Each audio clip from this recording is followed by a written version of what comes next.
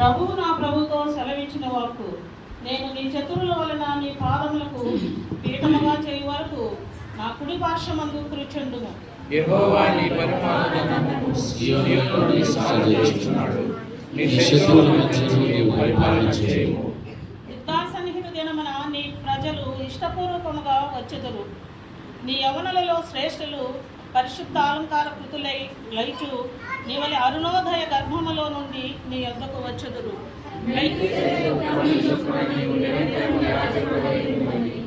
యెహోవా ప్రమాణం చేస్తున్నాడు, ఆయన మాట తప్పని వాడు.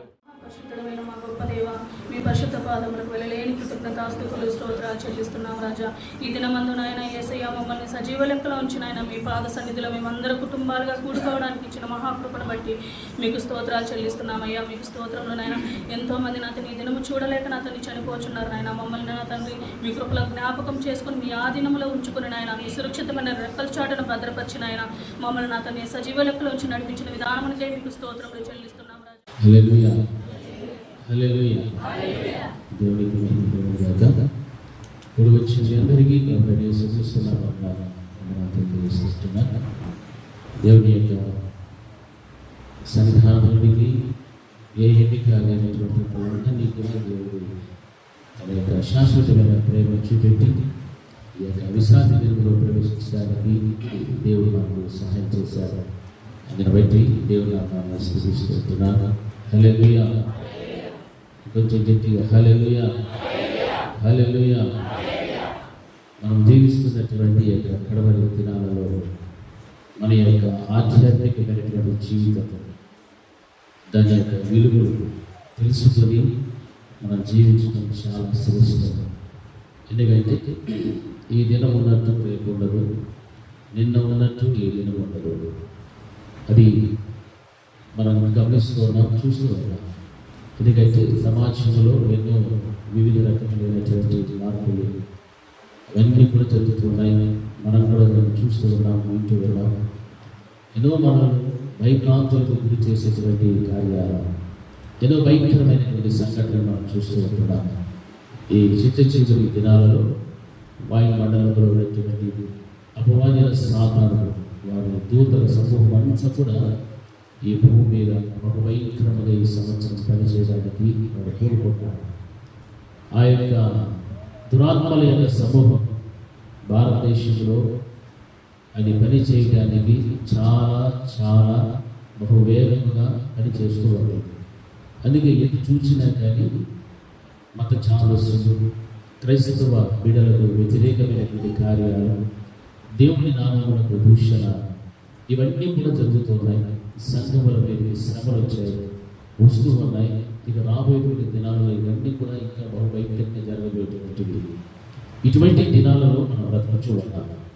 ఈ దినాలలో మనం ఉన్నప్పుడు నిజముగా ఎవరైతే తన కృపలో కాపాడబడుచు ఉంటారో, ఎవరైతే దేవుని యొక్క దయలో నిలబడి ఉంటారో, ఎవరైతే దేవుని యొక్క దృష్టికి నిర్దోషులుగా జీవించగలుగుతూ ఉంటారో, నిర్దోషత్వమైతే అన్ని విషయములలో కూడా ఒక్కటి కాదు, రెండు కాదు, ప్రతి విషయంలో కూడా నిర్దోషము కలిగి ఎవరైతే జీవిస్తూ ఉండగలుగుతారో వారు దేవుని కృపను బట్టి తప్పించబడుతూ రాగలుగుతారు.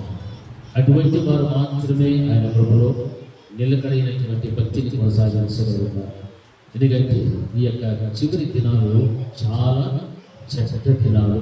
ఇటువంటి చెడ్డ దినాలలో ఉన్నప్పుడు మన యొక్క జీవితాలను ఇంకా సరిచేసుకునేటువంటివి సరిచేసుకోక, మన భక్తిని అభివృద్ధి చేసుకోవాల్సిన దానికి బదులుగా అభివృద్ధి చేసుకోక, నీ వాక్యముతో మమ్మల్ని సరిచేయి అని మనము మనసులో అనుకొని ప్రార్థన చేసుకుంటూ వాక్యం ఇచ్చబడినప్పుడు ఆ వాక్య ప్రకారంగా సరి చేసుకోకుండా మన జీవితాలు అలాగే ముందుకు కొనసాగించుకుంటూ వెళ్తే వాయుమండలం నుండి దిగి వచ్చినటువంటి దురాత్మల సమూహం అంతా కూడా ఎవరైతే దేవునికి దూరస్తులుగా దేవుని ఆలోచనలకు చిత్తములకు వ్యతిరేకంగా నడుస్తూ ఉంటారో వారి మీద బహు బలముగా అది పనిచేయడం ప్రారంభిస్తుంది. హల్లెలూయా, హల్లెలూయా.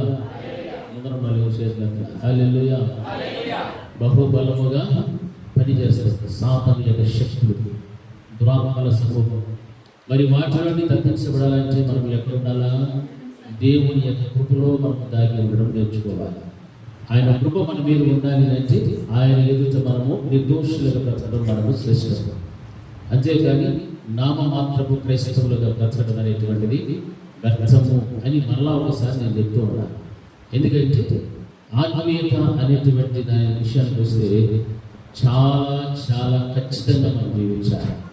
ఇక ఏ విషయంలోనైనా మీరు ఎలా జీవించినా, ఏ విషయంలో ఎటువంటి నిర్ణయాలు చేసుకున్నా పర్వాలేదు, కానీ దేవుని విషయంలో ఆధ్యాత్మికమైనటువంటి విషయంలో మాత్రము దేవునికి ఆలోచనలకు మేరకు మనం వేసే ప్రతి అడుగు, ప్రతి ఆలోచన అన్నీ కూడా ఆయన చిత్తానుసారంగానే ఉండాలి తప్ప ఆయనకు వ్యతిరేకంగా మనం ఏమీ కూడా చేయకూడదు. హల్లెలూయా.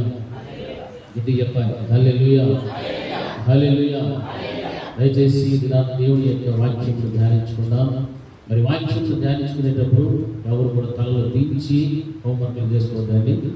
రెఫరెన్స్ రాసుకోండి. తర్వాత మీ తలలో ఎత్తి నా వైపు చూస్తూ వాక్యాన్ని వినాలి. వాక్యం విన్న తర్వాతనే మన హృదయంలోకి వెళ్తాము. వెళ్ళిన దాన్ని మనం ఏం చేయాలా? గ్రహించాలి. గ్రహించిన దాని ప్రకారంగా అందుకు చెప్పడం లేదు, గ్రహించిన దాని ప్రకారంగా నడుచుకోవాలి. హల్లెలూయా.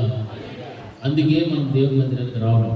మరి మన మాటలు వినిపించడానికి, మన ప్రవర్తన ఇక్కడ ప్రవర్తించడానికి మాత్రము కాదు. మనం ఎవరినైనా ఏమై ఉన్నప్పటికీ కూడా దేవుని యొక్క సన్నిధానం ఎలా కూర్చోవాలంటే చాలా తగ్గింపు స్వభావంతో మన ప్రవర్తనను జాగ్రత్తగా చూసుకొని కూర్చోవాలి. సెల్ ఫోన్లు ఎవరైనా ఇచ్చినారా? అందరూ తెచ్చించారు. ఆఫ్ ఆన్ చేసుకోండి, లేకపోతే సైలెంట్లోనే పెట్టుకోండి. మధ్య మధ్యలో రింగులు చేయడము, చాటింగ్లు చేయడం చేస్తే చాలా శ్రమ. అసలు ఎవరు కూడా సెల్ ఫోన్ చూడదు. దయచేసి చెప్తున్నాను, మనం ఉన్నటువంటిది ఎక్కడ? దేవుని సన్నిధిలో గడ గడ గడ వణుకు పుట్టు కూర్చోవాలి. అప్పుడే దేవుని యొక్క మాటలు మన హృదయంలోనికి వెళ్తాయి.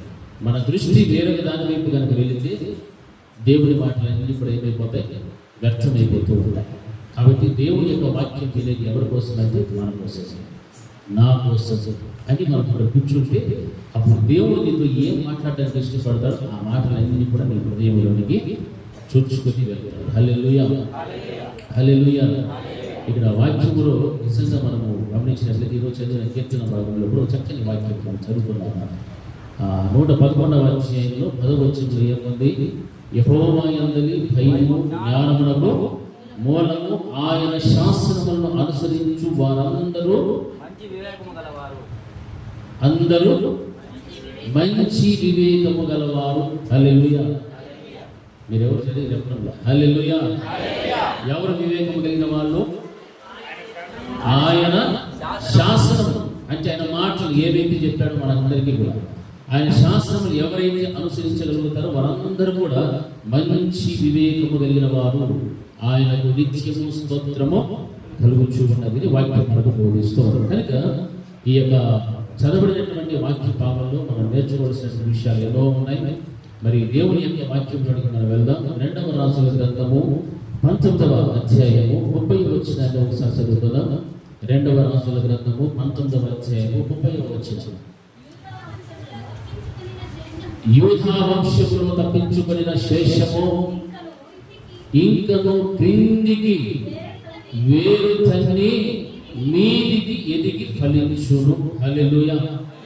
చూడండి, ఈ వాక్య భాగంలో మనం గమనిస్తున్నప్పుడు యూదా వంశాన్ని గురించి ఇక్కడ హిజ్కియా ఎంత చక్కని ప్రార్థన చేస్తూ ఒక దైవికమైనటువంటి విడుదలను గూర్చినటువంటి మాటలు ఇక్కడ కనిపిస్తున్నాయి. దైవ సంబంధమైనటువంటి విడుదల యూదా వంశాన్ని గురించి ఆయన మాట్లాడుతూ ఏమంటున్నాడు తెలుసా? వీరందరూ కూడా యూదా వంశంలో తప్పించుకున్న శేషము ఇంకను క్రిందికి వేరు తల్లి మీదికి ఎదిగి ఫలించును అని యూదా వంశమును గురించి అక్కడ మాట్లాడుచున్నాడు.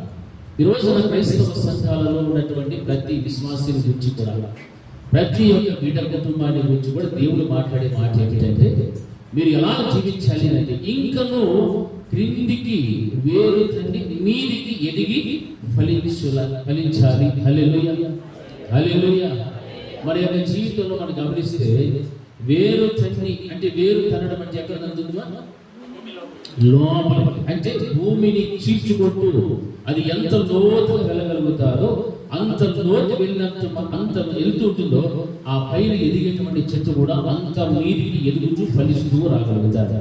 వేరేటువంటిది కనుక లోపలికి చల్లి కనుక లేకపోతే చిన్న గాలి వచ్చిన వేర్లు పైన మాత్రమే ఉంటే ఆ యొక్క చెట్టుకు సరైనటువంటి నిలకడ లేక స్థిరత్వము లేక అది ఏం అయిపోతుంది, పడిపోయేటువంటి ప్రమాదకరంగా మనం జీవిస్తూ ఉంటారు. కొన్ని చెట్లు ఏపుగా ఎదుగుతూ ఉంటాయి, వేర్లు పైన ఉంటాయి, కానీ దానివల్ల ఉపయోగం ఏమీ కూడా ఉండదు. హల్లెలూయా. మనం గమనించాల్సిన విషయం ఏంటంటే యూదా వంశమును తప్పించుకుని శేషముల గురించి మాట్లాడుతూ అవి ఇంకను ఆ వంశస్థులు ఎలా బ్రతకాలని ఇంకను కిందికి వేరు తల్లి నీటికి ఎదిగి ఫలించేటువంటి స్థితిలోనికి వారు రావాలి అనేటువంటి ఆ విషయం. అంటే పైకి ఎదిగేటువంటి అభివృద్ధి, పైకి కనిపించేటువంటి దీవెన, ఆశీర్వాదం అంతా కూడా ఎవరు కనిపిస్తుంది? ప్రజలందరికీ కూడా కనిపిస్తారు. నాకున్నటువంటి ధనము, నాకున్నటువంటి బంగ్లా, నాకున్నటువంటి వాహనాలు, నాకున్నటువంటి బ్యాంక్ బ్యాలెన్స్లు, నాకున్నటువంటి ఏవైనా కూడా సరే అవి ఎవరు కనిపించే విధంగా ఉంటాయి? ఎదుగుతున్నటువంటి మనుషులు కనిపిస్తుంటారు. ఇది ఎదిగి ఫలిస్తూ ఉన్నారు, ఎదిగి అభివృద్ధిలోనికి వచ్చారు, ఎదిగి ఎంతో దీవెనకరముగా ఆశీర్వాదకరంగా ఉన్నారని ఎదుగుతున్నటువంటి ప్రజల మధ్య ఈ విధమైనటువంటి సమాచారం నిలబడుతూ ఉంటారు. ఓ ఫలానా కుటుంబం ఈ రీతిగా అభివృద్ధిలోనికి వచ్చారు, ఫలానా వ్యక్తి ఇంత చక్కగా అభివృద్ధి చెందుతూ ఉన్నాడు, ఆశీర్వదించబడ్డాడు అనేటువంటి మాట మనం వింటుంటాం. అంటే మీదికి ఎదిగి ఫలించేటువంటి అభివృద్ధిని చూసేటువంటి వారు మనుషులైతే ఆ యొక్క వేరు చట్నీ క్రింది భాగమున అనగా లోతైనటువంటి అనుభవం ఎవరికి తెలుసా? నీకు నీ దేవుడికి తప్ప ఎవరికి కూడా తెలియదు. హల్లెలూయా. ఎత్తి చెప్పాలి హల్లెలూయా. రెండు చేతులు ఎత్తి చెప్పాలి హల్లెలూయా. వేరు చట్నీ కిందికి వేరు చట్నీ మీదికి ఎదిగి ఫలించేటువంటి అనుభవంలోనికి రావాలి. మరి ఈ రోజున మనం ఉన్నటువంటి ఫలభరితమైన జీవితం ఎటువంటిదో మనకు బాగా తెలుసు. ఏ విషయంలో మనం ఫలభరితంగా ఉన్నాము, ఏ విషయంలో మనము చక్కగా ఫలిస్తూ ఉన్నాము, అభివృద్ధిలోనికి వస్తున్నాము, ఆశీర్వాదకరంగా ఉన్నామని మనం ఆలోచన చేయాలి. ఈ రోజున మనం అడిగితే ఒకప్పుడు నేను ఆ స్థితిలో ఉంటుంది, ఈ స్థితిలో ఉంటుంది, ఈ రోజున దేవుడు నన్ను ఆశీర్వదించాడు, దీవించాడు, అదే చెప్తాం. అయితే దేవుడు చూస్తున్నటువంటి విషయం ఏంటంటే ఆధ్యాత్మికమైనటువంటి జీవితంలో ఆత్మీయ విషయంలో నువ్వు ఎంత మాత్రం ఎదుగుతూ ఉన్నావు, ఎంత మాత్రం నువ్వు వీధికి ఎదిగి ఫలిస్తూ ఉన్నావు, నీ వేర్లు ఎంత లోతులోనికి వెలుచు ఉన్నాయి, అది దేవుడు చూసేటువంటిది. ఈ రోజున వేర్లు అనేటువంటి లోపలికి వెలిచేది బయట ఉన్నటువంటి ఆ యొక్క విశ్వాసకి ఒక స్థిరమైనటువంటి భక్తి కలుగుతూ ఉంటారు. ఎందుకంటే వాక్యం అనేది సెలవిస్తారు. చూడండి, ఎదిగేటువంటి పిల్లలు మనం గమనిస్తే వారు ఎప్పుడు చూసినా ఒక పెన్సిల్ మొక్క ఎత్తుకొని గోడ మీద నిలబడి ఆ గిర్రలు తీసుకుంటూ ఉంటారు. ఈ నెలలో నేను ఎంత పొడుగు పెరిగినా, ఇంకొచ్చే మాసం ఇంకొచ్చే సంవత్సరం ఎంత పెరిగినా అని మన ఇంట్లో చాలా మంది పిల్లలు చేస్తుంటారు కదా, చేస్తారు. అంత గోడల గిర్రలు ఉంటాయి. ఓ పలానా రోజున ఇంత పొడుగు వచ్చింది, ఎంత పొడుగు వచ్చి చూసుకుంటారు. అలాగే ఆధ్యాత్మికమైన జీవితంలో క్రైస్తవుడి యొక్క పరిస్థితి కూడా ఎలా ఉండాలంటే ఆత్మీయ విషయంలో, ప్రార్థన విషయంలో, సమర్పణ విషయంలో, అభిషేకం విషయంలో, లోబడేటువంటి విషయంలో, దేవుని చిత్తానుసారంగా జీవించేటువంటి విషయంలో, వాక్యానుసారంగా నడిచేటువంటి విషయంలో, విశ్వాసం విషయంలో నీవు ఎంత లోతుకు దిగుచు ఉన్నావు, ఎంత లోతైనటువంటి అనుభవాలలోనికి నువ్వు వెలుచుకున్నావు అనేటువంటిది దేవుడు చూస్తూ ఉన్నాడు. హల్లెలూయా, హల్లెలూయా. నా ప్రియమైనటువంటి దేవుని బిడ్డలారా, ఇది మనము చాలా జాగ్రత్తగా గమనించాల్సినటువంటి విషయం. ఎందుకంటే వాక్యములో మనము లోతైనటువంటి అనుభవంలోనికి వెళితేనే ఆధ్యాత్మికమైన జీవితంలో మనము ఉన్నతమైనటువంటి స్థాయిని పొందుకోగలుగుతాము. హల్లెలూయా. గట్టిగా చెప్పాలి హల్లెలూయా, హల్లెలూయా. లోతైనటువంటి అనుభవం మనకు ఉండాలి. లోతైనటువంటి అనుభవం మనకు ఉందా లేదా అనేటువంటి విషయాన్ని మనం ఈ రోజున ప్రశ్న వేసుకోవాలి. ఆత్మీయ జీవితంలో లోతైనటువంటి అనుభవంలో మనం ఉన్నామా? ఎంతమంది ఉన్నాము? లోతైనటువంటి అనుభవం.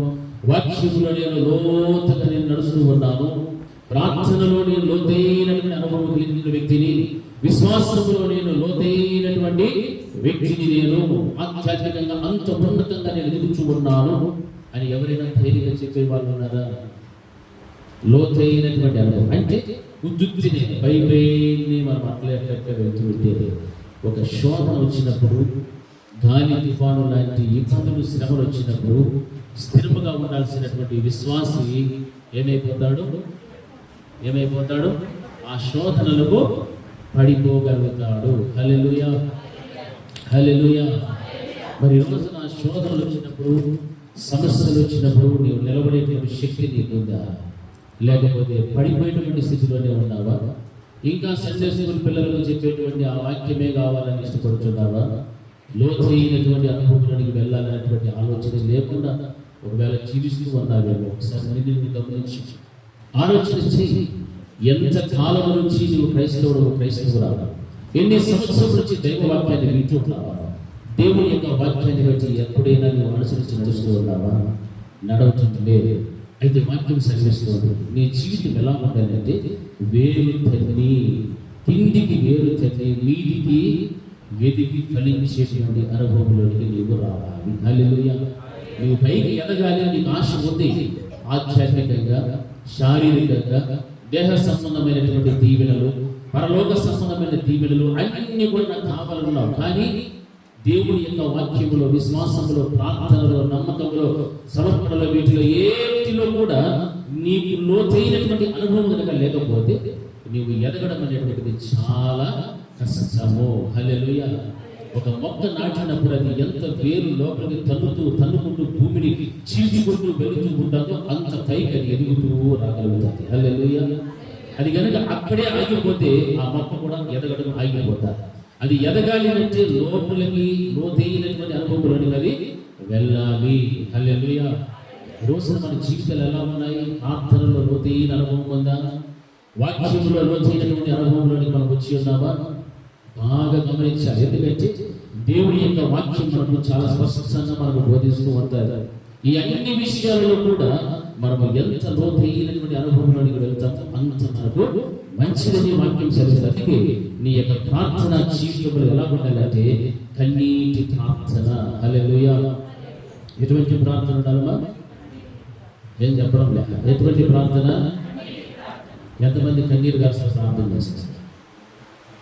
యథార్థంగా ఒప్పుకుంటారు.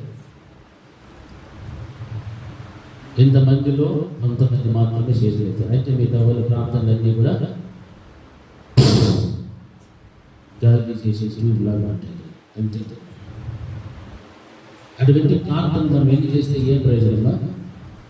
ఏమైనా ప్రయోజనం ఉందా? నేను అడుగుతున్నది మిమ్మల్ని, ఏమైనా ప్రయోజనం ఉందా? అందరూ చెప్పాలి, ఏమైనా ప్రయోజనం ఉంటుందా? మామూలుగా మాట్లాడడం వేరు, కన్నీరు కారుస్తూ మాట్లాడడం వేరు. కన్నీరు కారుస్తూ మాట్లాడుతున్న ప్రభువు వారికి అంటే ప్రభువు వారు వెంటనే ఏం చేస్తాడు? కనికరం చూపెడతాడు. నా బిడ్డ ఏడుస్తూ ఉంది, ఎందుకు ఏడుస్తుంది? వెంటనే దృష్టించి చూస్తాడు. ఏదో మాట్లాడుతున్న పనికి వాళ్ళు మాట్లాడి పక్కన పోతాడు. హల్లెలూయా.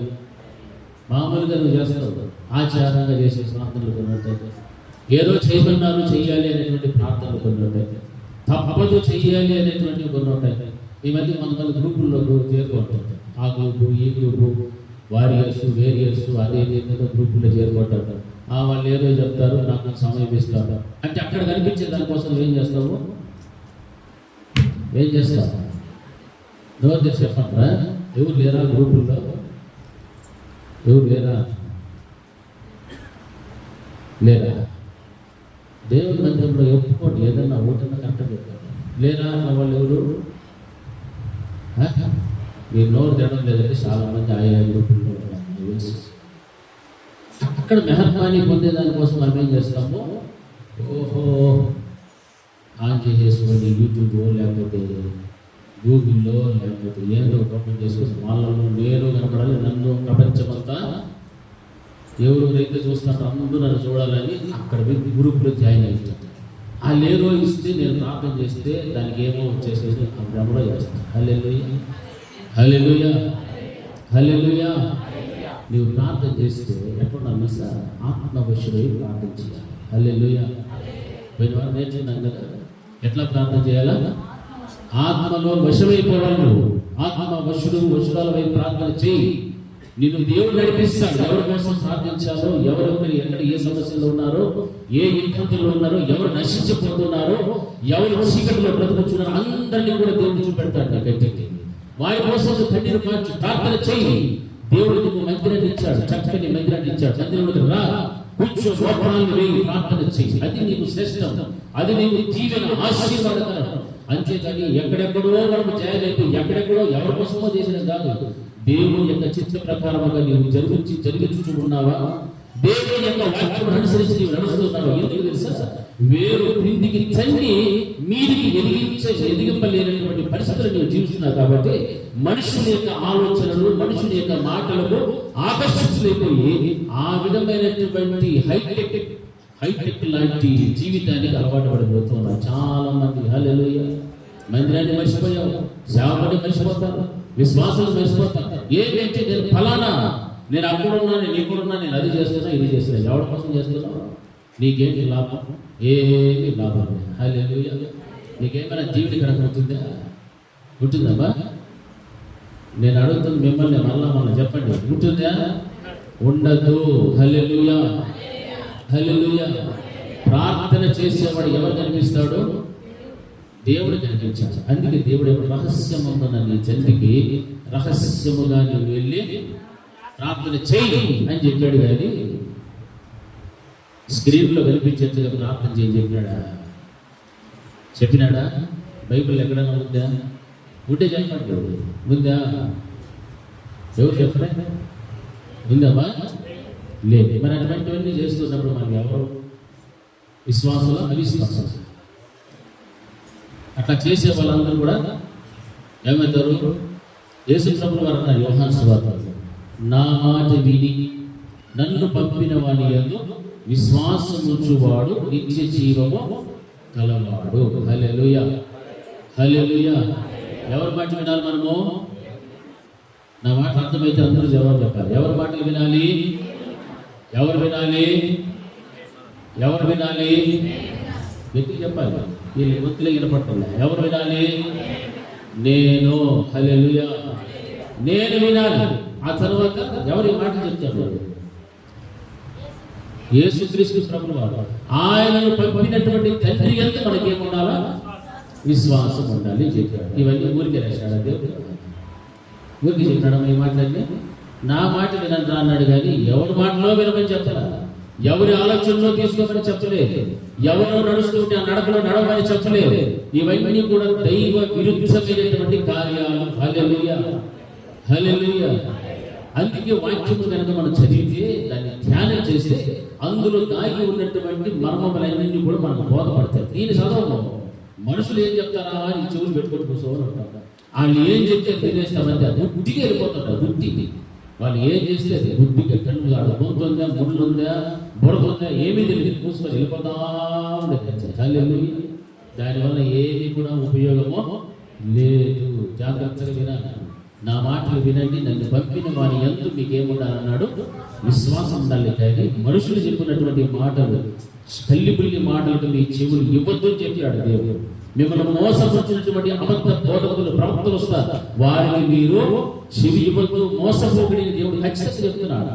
అయినా విశ్వాసానికి ఏముంటుందంటే మోసపోయేదే ఇష్టం, అక్కడే నీవు దోపిడీ చేయడం ఇష్టం, అక్కడికి పోవడమే ఇష్టం, కాళ్ళు అక్కడికే పరిగెత్తాయి. కానీ నిజమైనటువంటి యథార్థమైనటువంటి అభిషేకంతో కూడినటువంటి బలమైన సజీవమైన దేవుని యొక్క వాక్యం కలపగా అందింపబడుతున్న సంఘములడికి మాత్రం అడుగులు రానే రావు. ఎందుకంటే వీళ్ళకి అవి ముళ్ళతో పుచ్చినట్టు ఉంటాయి. ఆ మాటలన్నీ కూడా అబ్బా అమ్మ అంట బల్యంగా పొడిచినట్టుంటాయి. ఆ బల్యములతో మాటలు పొడిచినట్టుంటేనే నీ బ్రతుకు ఏమవుతుంది? సరి చేయబడగలుగుతాయి. హల్లెలూయా. సరి చేయబడటం ఎవరికైతే ఇష్టపడుతుందో ఇటువంటి విధంగా పారిపోతూ ఉంటారు, ఎక్కడికెక్కడికో వెళ్ళిపోతూ ఉంటారు. దానివల్ల ఉపయోగం ఏమీ కూడా లేదు. ఎందుకు తెలుసు? వాక్యం సరిపిస్తుంది.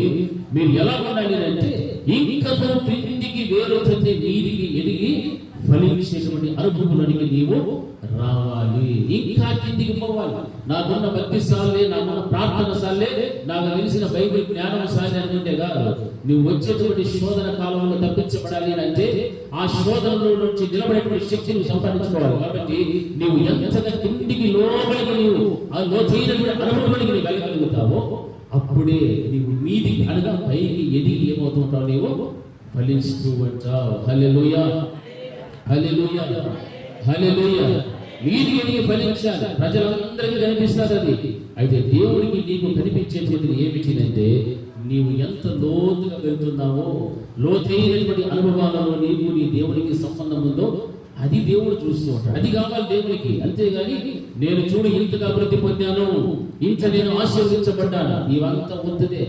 నువ్వు ఆత్మీయతలు ఎంత అభివృద్ధి చెందావు. వీటికి నీ వేరు తండ్రి ఎంత లోపలికి వెళ్తే అది అభివృద్ధి చెందుతుంది, ఫలిస్తుంది. ఫలాలు ఉండాలి, మంచి ఫలాలు ఉండాలి, ఆశీర్వాదకరమైన జీవితం నీకు ఉండాలి. కానీ లోక సంబంధమైనటువంటి ఆశీర్వాదం, లోక సంబంధమైన దీవెనలు, లోక సంబంధమైన అభివృద్ధిని చూసి నీవు సంతోషపడవలసిన అవసరం లేదు. నాకు ఇంత డబ్బు ఉంది, నాకు ఇంత ధనం ఉంది, నాకు ఆశీర్వాదం ఇంత వస్తాయి, నాకు మించిన వాళ్ళు ఎవరు లేరు అని నీ యొక్క స్థితిగతులు కనుక నీ వ్యక్తి చూపెట్టుకుంటూ ఉంటూ దాని నుంచి దేవుడు సంతోషించడు. కానీ లోతైనటువంటి అనుభవం నీవు ఎంత మాత్రము నీకు నీ దేవునికి మధ్య కనిపిస్తుంది, అది చూస్తాడు దేవుడు. హల్లెలూయా, హల్లెలూయా. దానిని గమనిస్తూ నువ్వు ఎదగడం నేర్చుకో. హల్లెలూయా. అందుకనక మనం విడిచిపెట్టామంటే వేరు పైపైనే ఉండి పైకి పోయే చెట్లు కూడా చాలా ఉన్నాయి. ఒక రోజున హఠాత్తుగా ఏమైపోతాయి, పడిపోతాయి, కూలిపోతాయి. అంతే. ఎందుకు కూలిపోయిందో తెలియదు. ఏమి నేను ఇంత చక్కగా ఎదిగితే, అభివృద్ధి చెందితే, ఫలించావు, ఎదిగావు, అన్నీ చేసావు. కానీ నీవు ఏ అనుభవం లేదు. నీకు లోతైనటువంటి కిందికి వేరు తెన్ని అనుభవంలో నీవు లేవు. హల్లెలూయా, హల్లెలూయా, హల్లెలూయా. మనందరం కూడా ఎదగాలి, ఫలించాలి, బహుగా ఫలించాలి. ఆ ఫలములు కూడా ఏ ఫలములై ఉండాలి? మంచి ఫలములై ఉండాలి. హల్లెలూయా. శారీరకంగా అభివృద్ధి చెందాము, ఫలించాము అని చెప్పుకొని మన బుద్ధులు, మన ఆలోచనలు, మన మాటలు సరిగా లేకపోతే కూడా అది కూడా లోక సంబంధమైనటువంటివే, లోకానుసారమైన జీవితమే అది. ఇంకా నువ్వు ఎక్కడున్నావంటే ఎక్కడో ఆ తలం దగ్గరలో ఉన్నావు. ఇంకా పైకి రావడానికి అవకాశం లేని స్థితిలో ఉన్నావు. దేవుడు నేను కోరుకునేటువంటి ఏంటంటే ఆయన ఉన్నటువంటి మహోన్నతమైన స్థలంలో నేను నిలబెట్టాలి. అక్కడ ఆయన స్తుతించాలి, ఆరాధించాలి, మహిమపరచాలి, గర్వపరచాలి. మరి దేవుని మంచిగా వస్తున్నావు, పరలోకమునకు ప్రతిబింబమైనటువంటి దేవుని యొక్క సంఘంలోకి వచ్చిన నీవు ఎంత మాత్రం దేవుడిని ఆరాధిస్తున్నావు, ఎంత మాత్రం నీవు దేహంలో దేవుడిని మహిమపరుస్తున్నావు? మహిమపరచడం లేదు. చెబుతూనే ఉన్నా కానీ కనీసం చప్పట్లు కూడా కొట్టడం లేదు, నోరు తెలిసి మాట్లాడటం లేదు, ప్రభువు వాటిని స్తుతించడం లేదు, ఆరాధించడం లేదు, ప్రార్థించడం లేదు, మోకరించడం లేదు. అన్నిటికీ కూడా మనము వేసుకున్నటువంటి వస్త్రములు, మనము ధరించిన ఆభరణములు, మనము చేసుకున్న శోకంతా కూడా ఏమో వస్తుంది, అడ్డుగా వస్తుంది. హల్లెలూయా. అది అడ్డైపోతుంది. అయ్యో, మోకాలు వేస్తే కట్టుకున్న చీర నలిగిపోవచ్చు, వేసుకున్న ఇస్త్రీ ప్యాంట్ నలిగిపోవచ్చు, లేకపోతే ఇంకొకటి ఏడిస్తే మొఖానికి పూసుకున్న రోజు పౌడర్ అంతా కూడా వెళ్ళిపోయి కర్రలుగా తెలిసి అసలు రంగు బయటకు వస్తుంది భయపడవచ్చు, లేకపోతే నేను ముట్టుకున్న సెట్ అంతా కూడా బయటకు వెళ్ళిపోతుందేమో అనుకోవచ్చు, లేకపోతే నేను మెరుగులు తిట్టుకున్నటువంటి లిప్స్టిక్లు అవి ఇవి అన్నీ కూడా పోతాయేమో అని దేవుడి నామాన్ని మధ్యలోకి వచ్చినా కానీ స్తుతించడానికి, మన దేహంతో దేవుని మహిమపరచడానికి నీవే ఒక అడ్డు పడమడగా నిలబడతావు. హల్లెలూయా. అవునా? అవునా? అవును. ఎందుకంటే దేవుని ఎవరైతే స్తుతించారో, ఘనపరచరు, వీళ్ళందరూ అదే క్యాటగిరీ. దేవుణ్ణి మందిరంలోకి వస్తే మనం ఏం చేయాలి? స్తుతించడం, ఆరాధించడం, మహిమపరచడం. దీనికి తప్ప ఇంకా వేరే పని ఏమైనా ఉందా? మనం ఆ తర్వాత ఆయన మాటలో వినాలి, విన్న మాటల ప్రకారంగా నడుచుకో. దీనికి మించి ఏమైనా పనులు చెప్తున్నామా? ఇక్కడ ఏమీ లేదు. అవి కూడా మనము జాగ్రత్తగా చేయకపోతే నామమాత్రపు క్రైస్తవులు అన్యులకైతే కూడా బహు భయంకరమైనటువంటి వాళ్ళు ఉన్నాం. దేవుని మందిరానికి వస్తున్నాం, క్రమం లేదు, ఇష్టం వచ్చినట్టు మనం వస్తాం. ఒక పొద్దుకు ఒక గంట పడితే ఒకరు వస్తారు. ఏమైనా ఉపయోగం? ఎక్కడికి వస్తున్నాం మనము? దేవుని యొక్క సన్నిధానానికి వస్తున్నాం. మనం వెళ్తున్న ఉద్యోగాలకి అక్కడ గంట కొట్టకుంటే మనం అక్కడ ప్రజెంట్ వేసుకొస్తాం. అవునా? వేసుకొస్తామా లేదా? వ్యాపారస్తులు వ్యాపారం టైంకి వెళ్ళిపోతారు, ఉద్యోగస్తులు ఉద్యోగం టైంకి వెళ్ళిపోతారు, స్కూల్ పిల్లలు స్కూల్ టైంకి వెళ్ళిపోతారు. అన్నింటిలో కూడా క్రమం ఉంది. కానీ దేవుని యొక్క మందిర విషయంలో మాత్రము ఏమి లేదు, మనకు క్రమం లేదు. హల్లెలూయా, హల్లెలూయా. ఎందుకు తెలిసేవన్నీ కూడా నీ జీవితంలో వేరు తన్ని మీదికి ఎదిగి ఫలించేటువంటి అనుభవంలో నీవు లేవు. హల్లెలూయా. నీ వేరు తన్నాడు లోపలికి, తన్నుకుంటూ ప్రార్థనలో లోతైనటువంటి అనుభవంలోకి వెళ్ళిపో. వాక్యములో లోతైన అనుభవంలోకి వెళ్ళిపో, విశ్వాసంలో వెళ్ళిపో, సమర్పణ కలిగిన జీవితంలో లోతైన అనుభవంలోకి వెళ్ళిపో, అభిషేకంలో లోతైన అనుభవంలోకి వెళ్ళిపో. ప్రతి విషయంలో కూడా నువ్వు ఎంత లోతుగా వెళ్తావో అంతగా వీధికి ఎదిగి రేపో చోట ఫలిస్తూ రాగలవు. అందులో ఎటువంటి ఫలాలు ఉంటాయంటే మంచి ఫలాలు, ఆత్మ ఫలములన్నీ కూడా ఏమవుతుంటాయి, ఫలిస్తూ ఉంటాయి. హల్లెలూయా. ఫలాలు ఉన్నటువంటి చెట్టు ఏ విధంగా ఉంటుంది తెలుసా? అది నేల కింద ఏమవుతుంటాయి, వంగిపోతూ ఉంటాయి. ఎందుకు తెలుసా? ఆ చెట్టు నిండా ఏమున్నాయి, ఫలాలు ఉన్నాయి. ఆ ఫలాలు కలిగిన చెట్టు బరువు తట్టుకోలేక తన కొమ్మలన్నీ కూడా మళ్ళీ ఏమవుతుంటాయి, కిందికి వంగిపోతుంటాయి. కానీ అది నిఠారుగా మాత్రం పోనే పోదు. నిఠారుగా పోయేటువంటి ఏంటి, వేలు లోపలికి తన్నకుండా పై పైనే ఉండే చెట్టు ఆడిపోతుంది, పైకి పోతుంది. దాంట్లో ఏముండవుమా, ఫలాలు ఉండవు. ఏ మాత్రం ఫలాలు, అందుకే వెళ్ళిపోతూ ఉంటుంది. ఆకులు తప్ప ఫలములు లేనటువంటి చెట్టు ఎంత ఎదిగినా దాని వలన ఎవరికి ఉపయోగం లేదు. నీలో ఫలాలు ఉండాలి, మంచి ఫలాలు ఉండాలి. ఆ ఫలాలు కనుక నీలో ఉంటే నీలో మొట్టమొదటి కనిపించేటువంటిది ఏంటంటే తగ్గింపు స్వభావం కనిపిస్తూ ఉంటా. నీ వేరు ఎక్కడున్నాయి, నీ ఆధ్యాత్మికమైనటువంటి అనుభవం ఎక్కడుందంటే కిందికి వేరు పొందినటువంటి అనుభవంలోకి వెళ్ళిపోయావు, లోతైనటువంటి ఆధ్యాత్మిక జీవితంలోకి వెళ్ళిపోయావు. కాబట్టి నీలో ఎదిగి కూర్చున్నటువంటి ఫలించేటువంటి ఫలములు అన్ని కూడా చాలా వచ్చి అభివృద్ధి చెంది ఆశించబడుతూ అనేక మందికి జీవితంలో మార్చబడిపోయి నిన్ను నీవు తగ్గించుకుంటూ వస్తావు. కానీ నిఠారుగా వెళ్ళటానికి ఏమాత్రం కూడా అవకాశం నీకు ఉండదు. హల్లెలూయా, హల్లెలూయా. వీరికి ఎదిగి ఫలించాల్సిన ఆశ ఉంది, కానీ లోతైన అనుభవం మాత్రము లేదు. లోతైన అనుభవంలోకి వెళ్ళి చూడు, అప్పుడు నీలో కనిపించేవన్నీ కూడా మంచి ఫలాలు, ఆధ్యాత్మికమైన ఫలాలు, ఆత్మ ఫలాలన్నీ కూడా నీ జీవితంలోనికి దేవుడు పంపిస్తూ ఉంటాడు. హల్లెలూయా. అసలు మన జీవితాన్ని గురించి మనం ఒకసారి ప్రశ్న వేసుకుంటే అన్నింటిలో కూడా నిర్లక్ష్యమే. స్తుతి ఆరాధన చేయడం అంటే నిర్లక్ష్యం. స్తుతి ఆరాధన ప్రారంభమైతే కూడా నోరు చేసి ప్రారంభించము, స్తుతి చేయము. ఎందుకు వస్తున్నాం మనం దేవుని దగ్గరికి? దేవుడు అంటే అంత నిర్లక్ష్యం చూపించద్దండి. దయచేసి చెప్తున్నా, దేవుడే కనుక నిర్లక్ష్యం చూపెట్టాడనుకో జీవితంలో ఎక్కడికి వెళ్ళిపోతాయి, బుక్కి బాలైపోతాయి, బూడిదిగా మార్చబడిపోతాయి. దేవుని యొక్క సన్నిధానంలో కూర్చుంటే భయపడుతూ వణుకుతూ కూర్చోవాలి. ఎప్పుడెప్పుడు నా దేవుని నేను ఆరాధించాలి, ఎప్పుడెప్పుడు నా దేవుని మహిమపరచాలి, నా ద్వారా నా దేవుడికి ఎంత మహిమ కలగాలి అనేటువంటి ఆలోచనతో కూర్చోవాలి. కానీ చూద్దాంలే, చేద్దాంలే, అది చేద్దాంలే, నిర్లక్ష్యము కనుక చూపెట్టుకో నీకు నీ కుటుంబానికి క్షేమము కానే కాదు. జ్ఞాపకం పెట్టుకోండి, రాసి పెట్టుకోండి కావాలంటే. ఎందుకంటే దేవుడు మహోన్నతుడు, మహాధనమైనటువంటి దేవుడు, సర్వోన్నతుడు, సర్వాధికారి, నిన్ను ఆయన స్వస్థముగా నిర్మించినటువంటి దేవుడు. అటువంటి దేవుని యొక్క సన్నిధానంలో కూర్చున్నటువంటి నీవు ఆయన స్తుతించడానికి, గణపరచడానికి, ఆయన మాట వినడానికి వచ్చావు. కానీ దానికి వ్యతిరేకమైన ఆలోచన కనుక నీలో కనుక బయలుదేరి అంటే అపవాది సాతానుడికి నీవు అనుచరులుగా పనిచేస్తున్న జాగ్రత్త. వాడిలో ఉన్నటువంటి అహంభావం, గర్వం, అబద్ధం, మోసం, ఈర్ష్య, కుళ్ళు, మత్సరం అన్ని కూడా నీ లోపలికి ఒకదాని తర్వాత కూడా వస్తూనే ఉంటాయి. హల్లెలూయా. ఈ బ్రతుకు కనుక ఉంటే నీవు ఆధ్యాత్మిక జీవితంలో ఎదిగి ఫలించలేదు. హల్లెలూయా. లోతైన అనుభవంలోకి రా. వచ్చిన వెంటనే మోకాళ్ళను వేయి, ప్రార్థన చేయి, దేవుని స్తుతించు, ఆరాధించు, మహిమపరచు. నీకు ఇచ్చిన దేహము నీది కాదు. ఎవరిది దేహము?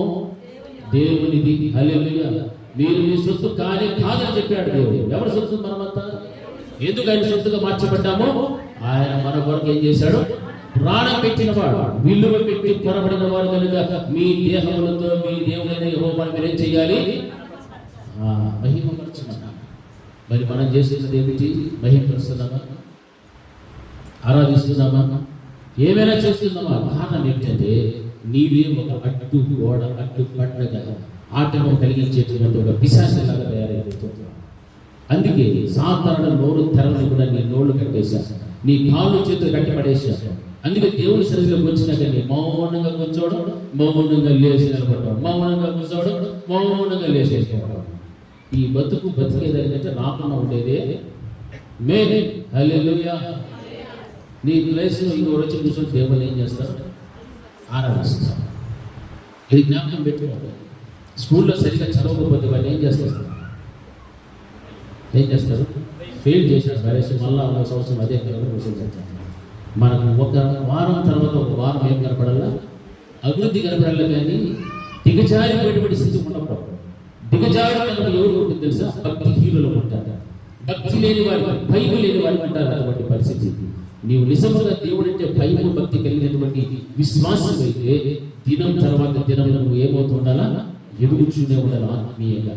లోక సంబంధమైనటువంటి ఆశీర్వాదం కాదు నేను చెప్తున్నది. ఆత్మీయ జీవితంలో నీవు ఏమవుతుండాలా? ఎదుగుచూనే ఉండాలి. హల్లెలూయా. ఎదుగు, అప్పుడు వీరికి నువ్వు ఏమవుతావు? ఎదిగి ఏమవుతావు? ఫలించే స్థితి దేవుడు ఇస్తాడు. నిన్ను ఎవరు చూసినా కానీ నీలో కనిపించేటువంటి కూడా మంచి ఫలాలే కనిపిస్తాయి. నీవు మాట్లాడిన, ప్రార్థన చేసిన, వాక్యాన్ని చదివిన, ధ్యానం చేసిన అన్నీ కూడా దేవుడికి ఇంపు పుట్టించేటువంటి ఇష్టము కలిగించే విధంగా ఉంటాయి.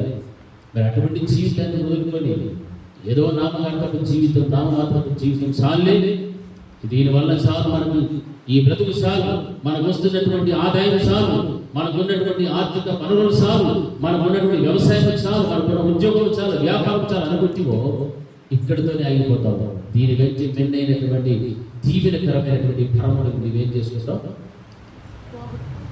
హల్లెలూయా. దాన్ని పోగొట్టుకోకుండా ఉండాలి అంటే దీనిని నువ్వు ఎలా చూడాలి సార్? పెంటతో సమానంగా చూడాలి. హల్లెలూయా. లోక సంబంధమైన వాటి అన్నింటిని కూడా ఎలా చూడాలా? పెంటతో సమానంగా ఇచ్చుకోవాలి. అప్పుడు దేవుడు ఏం చేస్తాడు? అభివృద్ధిలోకి తీసుకొని వస్తాడు. దాన్ని విడిచిపెట్టేసి దేవుడిని మర్చిపోయి, సేవకుని మర్చిపోయి, సంఘాన్ని మర్చిపోయి మన చుట్టూ ఉన్నటువంటి దాని చుట్టూనే తిరుగుతుంటాం. ఏమిటి? అదే కాక, ఏమిటి? ఇదే కాక, ఇదే ఆకిలి, జీవితి, రోగం, అది, ఇది, డబ్బులు, బంగారు, ఇది తప్ప వేరే యావ లేదే లేదు. హల్లెలూయా. మీరు అటువంటి విధంగా బ్రతకమని చెప్పాడా దేవుడు? చెప్పలేదు. నా నీతికి, నా రాజ్యాన్ని మొట్టమొదట మీరు గడిచారు. అప్పుడు పరలోకమందున్న తండ్రికి మీకు ఏది అవసరమో ఆయన మీకు ఇస్తాడు. అది విడిచిపెట్టేసి నేను మనకు కావాల్సిన చెప్పుకుంటున్నాను కానీ ఆయన నీతిని, ఆయన రాజ్యాన్ని మాత్రము వెతకడం లేదు. హల్లెలూయా. ఎందుకంటే మీ వేర్లు లోపలికి పోలేదు. హల్లెలూయా. లోతైన అనుభవానికి వెళ్ళలేదు. ఇక్కడ మాత్రం దేవుని సన్నిధిలో అన్నీ మనం ఒప్పుకుంటాం. అవును ప్రభా, అవును ప్రభా, ఇట్ల ప్రభా, అట్ల ప్రభా. గేటు దాటి బయటికి పోతే అవును లేదు, ఏమొస్తుంది అక్కడ? కాదు ప్రభా, కాదు ప్రభా, కాదు ప్రభా. ఇక్కడేమో అవునని, అక్కడేమో కాదు. వేషధారంతో కూడిన బ్రతుకు ఇంకా ఎన్ని సంవత్సరాలు బ్రతుకుతారు? అది దేవుని దృష్టిలో చాలా క్షమించలేనటువంటి నేరము. హల్లెలూయా. క్షమించలేనటువంటి నేరం. అందుకే రహస్యంగా చేసేటువంటి ప్రార్థన అది నీకు చాలా ప్రయోజనకరము. అదే రీతిగా రహస్యంగా నువ్వు చేసేటువంటి పాపం కూడా చాలా ప్రమాదకరమైనటువంటి. ఇది జ్ఞాపకం పెట్టుకోవాలి. రహస్యంగా నువ్వు చేసే ప్రార్థన అది నీ జీవితానికి, నీ కుటుంబానికి ప్రయోజనకరంగా ఉంటుంది.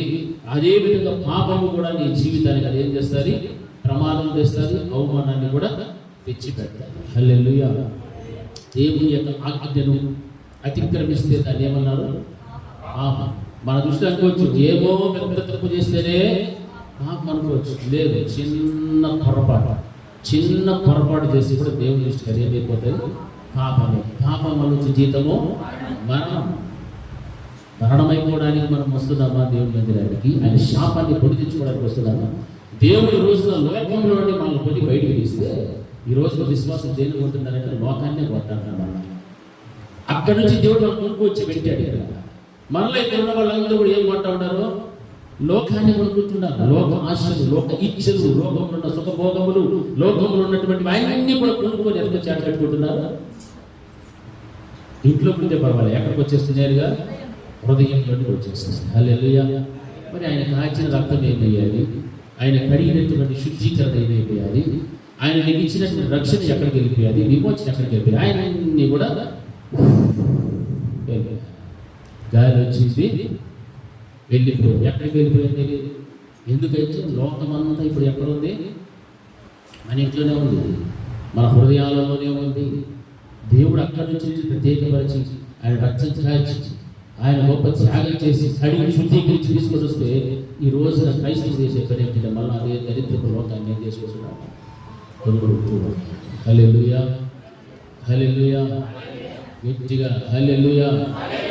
హల్లెలూయా. ఇది క్రైస్తవ జీవితం కాదు.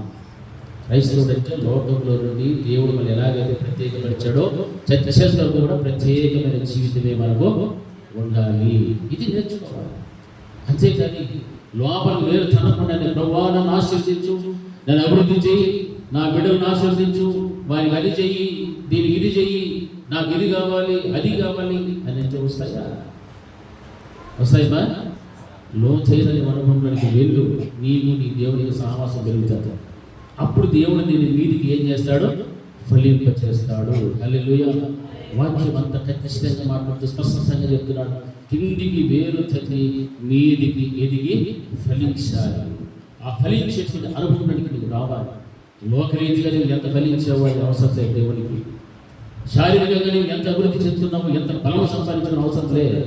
దేవునికి కావాల్సిందల్లా కూడా లోతైనటువంటి అనుభవం. ఎంత లోతుకి వెళ్తున్నావు రోజు రోజుకి, నీ శ్రమల గుండా, కష్టాల గుండా, శోధనల గుండా చీల్చుకుంటూ దేవుని వైపు చూస్తూ ఎంత లోతైన అనుభవంలోకి వెళ్తున్నావు. నీ విశ్వాసంలో ఎంత లోతులకు వెళ్తూ శోధనలన్నింటినీ కూడా జయిస్తూ ఉన్నావు. నీ ఎదుర్కొంటున్న సమస్యలన్నింటినీ కూడా ఎంత పట్టుకుని నువ్వు జయిస్తున్నావు. నీ పడేటువంటి నీ మీద ఉన్నటువంటి నిందలన్నింటినీ కూడా సహిస్తూ ఎంత లోతైన అనుభవానికి వెళ్ళిపోతున్నావు. నువ్వు లోపలికి వెళ్ళే కొద్దీ మీదికి నేనేమవుతూ ఉంటావు? ఫలిస్తూనే వస్తావు. హల్లెలూయా. అది పరమంచమైన జీవితం అంటే. అంతేకాని లోతైన అనుభవం లేకుండా జీవిస్తే ఒక రోజున శోధన అనేటువంటి వచ్చినప్పుడు ఆ శోధన నీకు పడిపోతావు. అయ్యో నేను శోధనలో పడిపోయా, అయ్యో నేను శ్రమలో పడిపోయా. ఇట్లాంటి అవిశ్వాసమైనటువంటి మాట నీ నోటి వస్తాయి. అవిశ్వాసంతో కూడిన ప్రతిలో ప్రారంభమవుతారు. అది కాకూడదనంటే దేవునికి నీకు మధ్య ఉన్నటువంటి ఉండాల్సినటువంటి ఖచ్చితమైన లోతైనటువంటి అనుభవంలోనికి నీవు తప్పకుండా వెళ్ళాలి. హల్లెలూయా. హల్లెలూయా. పేదలు సీమోడు ఎక్కడున్నారు? సముద్రంలో చేపలు పట్టడానికి వెళ్ళారు. రాత్రి అంతా కూడా ఏం చేశారు? వేశారు, ప్రయాసపడ్డారు. పడ్డాయా చేపలు? యేసు ప్రభువు వారు నది ఒడ్డుకు వచ్చారు. ఏమన్నాడు? ఏం చేయమన్నాడు? హల్లెలూయా. నీవు ఉన్నటువంటి ఆ పడవను ఇంకా లోతుకు నీవు తీసుకొని వెళ్ళు. హల్లెలూయా. లోతులోనికి వెళితే కానీ చేపలు పడవడు. వీళ్ళు ఇక్కడిక్కడ ఒడ్డు వారినే కనుక కొట్టుకుంటా ఉంటే చేపలు పడతాయా? పడతాయా? చెప్పండి. పడతాయా? ఇక్కడ చేపలు పట్టేవాళ్ళు లేదు కాబట్టి మీకేం చేసేట్లే. చేపలు పట్టే వారికి హెచ్చరిక ఎప్పుడు వస్తుంది? తుఫాన్లు వచ్చినట్టు హెచ్చరిక చేస్తారు. ఎందుకు? వీళ్ళందరూ ఎక్కడికి పోతారు? సముద్రం మధ్యలోకి వెళ్ళిపోతారు. ఎక్కడ చేపలు విస్తారంగా ఉంటాయో అక్కడికి వెళ్ళి పట్టుకొని వాళ్ళలో పీలు పెట్టుగా పట్టుకొని అందులో నుంచి వారికి కావాల్సిన చేపలు పట్టుకొని మళ్ళీ ఒడ్డుకు వస్తారు. ఏం కారణం అంటే వారు ఎవరి మాట విన్నారు? యేసుక్రీస్తు ప్రభువు వారి మాట విన్నారు. లోతైనటువంటి అనుభవంలోకి వెళ్ళిన తర్వాత వారి జీవితంలో ఏం చేశారంటే గొప్ప అద్భుతమైన కార్యం జరిగించారు. వారు ఫలించినటువంటి ఫలభరితమైన జీవితము, వారి యొక్క అద్భుతము, వారి యొక్క ఆశీర్వాదం ఎలా ఉందంటే ఇంకా చుట్టుపక్కల ఉన్న వాళ్ళని కూడా పిలిచి మరి ఏం చేశారు? సహాయం కోరారు. హల్లెలూయా. రండ్రా బాబు, మా చేపలు నిండిపోయే, మా పడవలన్నీ కూడా నిండిపోతున్నాయి, మాకు సహాయం చేతులు రండి అని పిలిచారంటే ఎంతగా దేవుడు ఆశీర్వదించాడు. లోతైనటువంటి అనుభవం పెట్టి మాత్రమే. హల్లెలూయా. అదే ఒడ్లో ఉంటే దేవుడు వేయగలడు. వేయరా ఇప్పుడు అలాంటి వేసింది వచ్చింది కానీ వాడికి నేర్పిస్తున్నాడు దేవుడు. లోతైన అనుభవం వెళ్ళి ఇంకా లోతుకు వెళ్ళు, అక్కడ వల వేయన్నారు. అతడు ఆశీర్వదించబడ్డాడు. ఇంకా ఆ ఆశీర్వాదానికి సహకారులుగా కూడా ఇంకా కొంతమందికి చుట్టుపక్కల తోళ్ళని కూడా ఏం చేశారు? వీళ్ళు పిలుచుకున్నారు.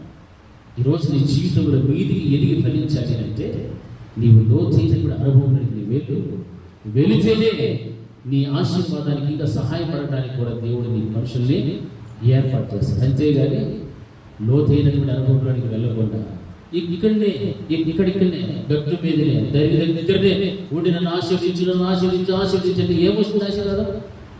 ఏమైనా వస్తుంది? ఏమీ రాదు ఆశీర్వాదం. నీ అనుభవం ఎక్కడికి వెళ్ళిపోవాలా? లోతుకు వెళ్ళాలి. హల్లెలూయా. హల్లెలూయా. గట్టిగా హల్లెలూయా.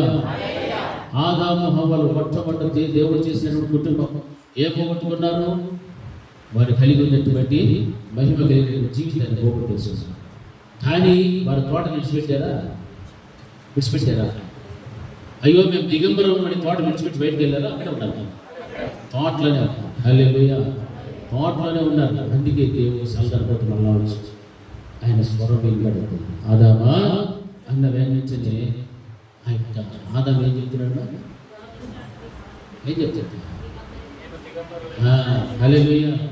ఆదాం మాట్లాడుతున్నాడు కానీ కనబడటం లేదు. ఎందుకు? ఆయన దిగంబరత్వంలో ఉన్నాడు, కనబడటం లేదు. అది దేవుడు మళ్ళీ వారి తడికని చూపెట్టి వారికి ఏమి ఇచ్చాడు? చర్మపు చొక్కాలు కొట్టించి వస్త్రం ఇచ్చాడు. హల్లెలూయా. అక్కడ సీమోను పేతురు జీవితంలో అద్భుతం చేశాడు. లోతైన వెళ్ళు. దేవుని యొక్క మాట వింటేనే ఆశీర్వాదం, దేవుని యొక్క మాటలు వినేది చూపెడితేనే అద్భుతం జరుగుతుంది. లోతైన అనుభవంలోనికి వెళ్తేనే మీదికి ఎదిగి ఫలించేటువంటి స్థితి నీకు వస్తాయి. ఆదాము కూడా స్వరం వినిపిస్తుంది. స్వరం వినిపించిన వెంటనే నేను దిగంబరత్వంలో ఉన్నాను ప్రభువా అని దేవుని ఎదుగా భయపడుతున్నాడు. అంటే నీ యొక్క జీవితంలో నీవు చేసినటువంటి తప్పుదములన్నిటికీ కూడా ఒప్పుకోవాలి. ఒప్పుకుంటేనే దేవుడు నీకు మళ్ళా నువ్వు పోగొట్టుకున్నటువంటి వస్త్రాన్ని మళ్ళా నీకు ఇవ్వగలుగుతాడు. హల్లెలూయా. ఆయన ఇచ్చేటువంటి దేవుడు. నీవు ఒప్పుకోకపోతే ఆయన ఇస్తాడా? నీకు ఇవ్వడు. హల్లెలూయా. కొంతమంది ఏం చేస్తాము, మన తప్పిదములు అన్నిటిని కూడా అట్లే దాచిపెట్టుకొని వీడికి మాత్రం ఆధారం చల్లగా వచ్చి ఓహో మనకు మించిన పరిశుద్ధులే లేరు అన్నట్టుగా దేవుని ఏం చేస్తారు? ఆరాధన చేస్తారు, మాటలు పాడతారు, వాక్యం ఓహో ఆహా బల్లె పోయింది అబ్బాబాట. బయటికి వెళ్తే మరలా వారి పాత జీవితంలో వారమంతా లేకపోతే నెలంతా లోకంలో తిరిగి తిరిగి తిరిగి బల్ల దగ్గరికి వచ్చినప్పుడు మరలా సేవకులు మిమ్మల్ని ఏం చేయాలి? బలపరచాలి. సేవలు బలపరచాలి, సంఘాన్ని బలపరచాలి, మిమ్మల్ని సరి చేయాలి. ఇదే ఖచ్చితంగా ఇదే సరిపోతుంది. ఎప్పుడు ఎదిగేది ఎప్పుడు, ఫలించేది ఎప్పుడు, లోతైనటువంటి అనుభవంలోనికి వెళ్ళేది ఎప్పుడు? ఎప్పుడు వెళ్ళాలి మనం లోతైన అనుభవంలోనికి? అయ్యో ప్రభా ఈ వారం అంతా ఇన్ని తప్పులు చేసి ఇన్ని పొరపాట్లు చేసి ఇన్ని శోధనలు పడిపోతుంది, ఇన్ని బలహీనతలు నన్ను వచ్చాయి. ఇదిగో నీ బలంలో నేను ఇప్పుడు ఏం చేస్తాడా? ఏం చేస్తా? చెయ్యి గుర్చేస్తాడా ప్రభా? ఈ చెయ్యిని నన్ను నువ్వేం చేయాలి? ఇప్పుడు ఏం చేయాలి? చెయ్యిని నన్ను పరిశుద్ధపరచు. హల్లెలూయా. ఎంత ధైర్యంతో ప్రార్థన చేస్తారు. జీవితం అంతా ఇలాంటి బతికితే వెచ్చబడిన వాక్యం అంతా ఎక్కడికి పోతా ఉంది? ఎడిపోతుంది మా వాక్యం అంతా? నిర్లక్ష్యం. వేరు తల్లి వీరికి ఎదిగి ఫలించేటువంటి అనుభవంలో నీవు లేవు. కాబట్టి బల్లారాధన రోజు మాత్రం చాలా మంది కనిపిస్తారు. ఎందుకంటే వీళ్ళు వేర్లు ఏడున్నాయి? పై పైనే ఉన్నాయి. పై పైనే వేరు. హల్లెలూయా. గట్టిగా హల్లెలూయా. పై పైన వేరు అంటే ఏమి పైగా బలంలో 100 సార్లు పాల్పంపులు పొందిన సత్యాంతరకు నెలకోసారి వచ్చి పాల్పంపులు పొందిన పరలోకాన్ని చూసే అవకాశం మాత్రం నీకు ఇవ్వడు. హల్లెలూయా. గట్టిగా హల్లెలూయా. హల్లెలూయా. హల్లెలూయా. ఆ తర్వాత సమూయేలు చిన్న బాలుడు తన తల్లి తీసుకుని వచ్చి ఎక్కడ విడిచిపెట్టారు? మందిరంలో విడిచిపెట్టారు. ఎవరు మాట్లాడారు సమూయేలుతో? హల్లెలూయా. దేవుని యొక్క మందిరంలో విడవబడినటువంటి సమూయేలుతో ఎవరు మాట్లాడుతున్నారు? సమూయేలు దేవుడు పిలుస్తున్నారు. వెంటనే ఎక్కడికి పోయాడు? ఎవరు తెలియదుమా? మీకెవరు తెలీదా? ఎక్కడికి పోయాడు సమూయేలు? నేను ఎవరో పిలిచా అని ఎక్కడ పోయాడు? బాగా చెప్పాలా? మీరు చెప్పేది కరెక్టే. మళ్ళీ నేను అడిగితే అనుమానంగా చూడలేదు. ప్రవక్త దగ్గరికి వెళ్ళాను, నన్ను వేల పిలిచాను. లేదు. మరలా 2వ మారు పోయాడు. మరలా ఎక్కడికి పోయాడు? అక్కడికి పోయాడు. అప్పుడు ఆయన ఏం చెప్పాడు? ఈసారి కనుక వినిపిస్తే అది హల్లెలూయా మోకాలు వేసుకొని చెప్తాం ప్రభు అని చెప్పిన ఆయన చెప్పాడు. అంటే ఎవరైతే లోతైనటువంటి అనుభవంలోనికి వెళ్ళేటువంటి ఉద్దేశం ఉంటుందో, అటువంటి ఆసక్తి ఉంటుందో వారితో దేవుడు ఏం చేస్తాడో మాట్లాడతాడు. హల్లెలూయా. దేవుడితో మాట్లాడాలంటే ఆయన ఎప్పుడు పిలుస్తాడా అని నువ్వేం చేయాలా? అయ్యో ఎప్పుడు పిలుస్తాడేమో స్వామి, నన్ను ఎప్పుడు మాట్లాడమంటారు, అంటే నన్ను ఎప్పుడు ప్రార్థన చేయమంటారు, నన్ను ఎప్పుడు ఇది చేయమంటారు, నన్ను ఎప్పుడు ఉపవాసం ఉండమంటారు, నన్ను ఎప్పుడు ఇట్లా ఉండమంటారు, అట్లా ఉండమంటారు అంటే భయపడి సిగ్గుతో భక్తి లేకుండా దిగజారిపోతూ ఉంటామంటే సమూయేలుకు ఉన్నటువంటి ఆ యొక్క గొప్ప ఘనత నీవు పోగొట్టుకుంటున్నావు. దేవుడు ఈరోజు అందరికీ అవకాశం ఇస్తాడు. ప్రతి వారికి అవకాశం ఇచ్చాడు. ఆయన స్వేచ్ఛగా ఆయనతో మాట్లాడేటువంటి అర్హత దేవుడు ఇచ్చాడు. ఈ రోజున అటువంటి అర్హత ఎంతమంది పోగొట్టుకుంటారు సార్? 199 మంది పోగొట్టుకుంటున్నారు. మనం రికమెండేషన్ చేసుకుంటాం, నా కోసం నువ్వు ప్రార్థన చేయి, నీకేం పోయే రోగమో ప్రార్థన చేయడం రాదా? మనుషుల దగ్గర గంటల కొద్ది నిలబడి కూర్చొని మాట్లాడతాం. అదే దేవుడికి కూర్చొని మాట్లాడు. అదే నీ బాధంతా కూడా మాట్లాడు. చెప్పు దేవుడికి నువ్వు ఏ స్థితిలో ఉన్నావు. ఆ స్థితి అంతటి కూడా ఎవరు చెప్పుకోవాలా? ఎవరు చెప్పాలా? ఎవరు చెప్పుకోవాలా? హల్లెలూయా, హల్లెలూయా. ఎవరు చెప్తారు మీ స్థితిగతులన్నీ? మనుషులు చెప్పారు. అది మనం ఏం వింటున్నామో మనకి అర్థమైంది. మరి ఎవరు చెప్పుకోవాలా? ఎలా చెప్పుకోవాలా? ప్రార్థన. హల్లెలూయా, హల్లెలూయా. జీవితంలో చూస్తే ఆయన శిష్యుల విషయంలో దేవుడు చేపలు తెప్పించాడు, వస్త్రాన్ని ఇచ్చినాడు. ఆ తర్వాత సమూయేలు ఏం చేశాడు? పిలుస్తూ ఇటువంటి గొప్ప అనుభవాలు ఎలా వస్తాయంటే దేవుడికి నీకు లోతైనటువంటి అనుభవాలు ఎప్పుడైతే ఉంటాయో అప్పుడు ఫలించడానికి దేవుడు మార్గాలను సరళం చేయగలుగుతాడు. హల్లెలూయా, హల్లెలూయా. ఆయన సరళం చేయాలి అని అంటే నీవు లోతైనటువంటి అనుభవంలో నీ జీవితము అడుగులు వేస్తూ వెళ్ళాలి. హల్లెలూయా. అంతేకాని పై పైనే ఈత కొట్టుకుంటా, పై పైనే భయపడతా, పై పైనే సిగ్గుపడతా, వచ్చినట్టు రానట్టుగా భక్తి చేస్తూ ఏదో నామకార్థంగా మొక్కుబడిగా వచ్చి ఏదో బలం వచ్చి అది చేసి ఇది చేస్తే ఏమీ ప్రయోజనము ఉండదు. హల్లెలూయా. భక్తి అంటే భక్తి అలాగే ఖచ్చితంగా చేయాలి, నిష్ఠతో చేయాలి భక్తి. చూడండి అన్ని మతస్థులు ఎట్లా చేస్తారు భక్తి చూశారు కదా. మన కళ్ళతో మనం చూస్తూ ఉంటాం. మనం నిద్ర లేవకముందే వాళ్ళు పోయి వచ్చేసేసాక మనకు అప్పుడు పాయసమకాలు వేస్తారు, ఇంకా పంటలు వెళ్ళబడి ఉంటాం. ఇది క్రైస్తవుడి భక్తి, అవునా? కానీ దేవుడు మనకు అన్ని ఇచ్చినాడు. కుటుంబంలో అందరూ దేవుడు నమ్ముకున్నారు, బిడ్డలు నమ్ముకున్నారు, అందరూ నమ్ముకున్నారు. కానీ దేవుడి మధ్యాహ్నం మాత్రము ఇంటికి ఒకరు లేకపోతే చర్చించాలి. ఏమిటంటే ఆయన ఎక్కడంటే ఆయనే, ఆమె ఎక్కడంటే ఆమె. ఏంటి ప్రవేశించిన మరి ఇది క్రైస్తవ జీవితానికి ఉండాల్సిన భక్తి కానీ దేవుడిని ఒక కుటుంబానికి అన్నింటికి కూడా రక్తంతో కడిగి శుద్ధీకరించి ఒక స్థితిలోని దేవుడు తీసుకొస్తే ఆ కుటుంబం అంతా ఎక్కడ కనపడాలా? ఏడ కనపడాలమ్మా? దేవుని సన్నిధిలో కనపడాలి. అదే మనకు దీవెన, ఆశీర్వాదం. అప్పుడు దేవుడు నీతో మాట్లాడతాడు సూటిగా. నీ భర్తకు చెప్పుకోలేని విషయాలు దేవుడు సేవకునితో మాట్లాడుతాడు. భార్యకు చెప్పలేని విషయాలు సేవకునితో మాట్లాడతాడు. బిడ్డలకు చెప్పలేని విషయాలు సేవకుని ద్వారా మాట్లాడతాడు. తల్లిదండ్రులతో చెప్పలేని విషయాలు సేవకుని ద్వారా మాట్లాడతాడు. అందుకే దేవుడు అన్నాడు, కుటుంబములుగా నా సన్నిధానంలో కనపడాలి. సమాజంలో మీరందరూ కూడా నా ఎదుట నిలువబడి, పిల్లలు మొదలుకొని పెద్దల వరకు. హల్లెలూయా. ఇవన్నీ ఉత్తినే చెప్పలా దేవుడు. ఇట్లాంటి కేటగిరీ చాలా ఉంటాయి. కాబట్టి తన యొక్క సేవకుల ద్వారా దేవుడు ఏమైతే మాట్లాడటానికి ఇష్టపడతాడో వాటన్నిటిని కూడా దేవుడు మాట్లాడతాడు. హల్లెలూయా. అది నేర్చుకోవాలి. అది నేర్చుకోవాలి అంటే నీ జీవితంలో ఆత్మీయంగా నువ్వు ఎలా ఉండాలి? లోతైనటువంటి అనుభవంలో రావాలి. హల్లెలూయా. లోతైన అనుభవంలోకి వచ్చినప్పుడు శ్రమ వస్తుంది, బాధ వస్తుంది, కష్టం వస్తుంది, ఇబ్బందులు వస్తాయి, అన్నీ వస్తాయి. వేరు లోపలికి తన్నుకుంటూ వెళితే అది ఈజీగా వెళ్ళిపోతుందివా? వేరు ఎలాగంటే భూమిని చీల్చుకుంటూ వెళ్తాది. అది ఎంత కఠినమైన భూమి అయినప్పుడు సరే చీల్చుకుంటూ వెళ్తే పైకి ఎదిగేటప్పుడు కూడా భూమి ఏమవుతుంది? చీల్చబడి అందులో నుంచి మొలకెత్తడం ప్రారంభిస్తుంది. హల్లెలూయా. అది సజీవంగా ఉంటుంది కాబట్టి అది వేరు తల్లి కిందికి పైకి ఎదిగి ఫలించేటువంటి అనుభవం దానికి ఉంటుంది కాబట్టి అంత గొప్ప స్థాయి దానికి వస్తుంది. హల్లెలూయా. చూడండి, అదే రీతిగా మనం గమనించినట్లయితే ఇర్మియా గ్రంథంలో 17వ అధ్యాయం 8వ వచనాన్ని ఒకసారి చదువుకుందాం. ఇర్మియా గ్రంథము 17వ అధ్యాయం 8వ వచనం. వాడు జలముల యొద్ద నాటబడిన చెట్టు వలె ఉండును, అది కాలువల ఓరను, దాని వేళ్ళు తన్నును, వెట్ట కలిగినను దానికి భయపడదు, దాని ఆకు పచ్చగా ఉండును, వర్షము లేని సంవత్సరమున చింత నొందదు, తాము మానదు. హల్లెలూయా. గట్టి చెప్తాం హల్లెలూయా. ఎంత గొప్ప ఆశీర్వాదం చూశారా?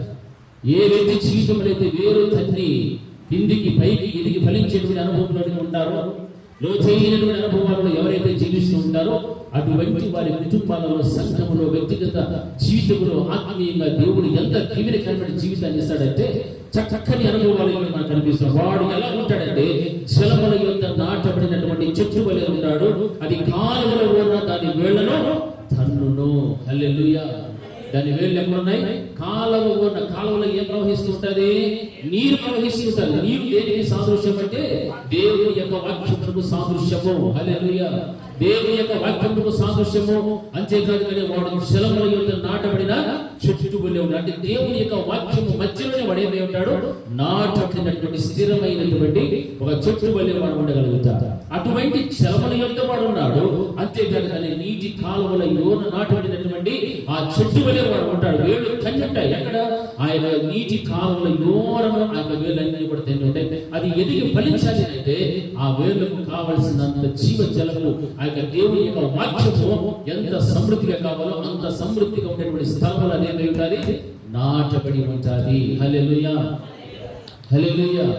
కొన్ని సంఘాలలో దేవుని యొక్క వాక్యం ఉండదు, జీవజలం ఉండదు, నీటి కాలువలు ఉన్న అనగా నీటి కాలువలు అనేటువంటి స్థితి ఉండదు. సంఘాలలో చాలా మంది ఎలా ఉంటారంటే పైకి కనిపించేటువంటి భక్తి ఎక్కడైతే ఉంటుందో, ఆర్టిఫిషియల్ అయినటువంటి భక్తి ఎక్కడైతే ఉంటుందో దాన్ని ప్రేమించుకుంటూ వెళ్ళిపోతుంటారు. ఎవడైతే నీటి కాలువన యోరన ఆ యొక్క వేళ్ళు తనినటువంటి స్థితిలో వాడు జీవించడానికి ఇష్టపడతాడో వాడు ఎలా ఉంటాడంటే వాడి ఆకు పచ్చగా ఉండాలి, వెట్ట కలిగినటువంటి భయపడదు, చింత చెందదు, కాము మానవునేటువంటి మాట చెప్తున్నాడు.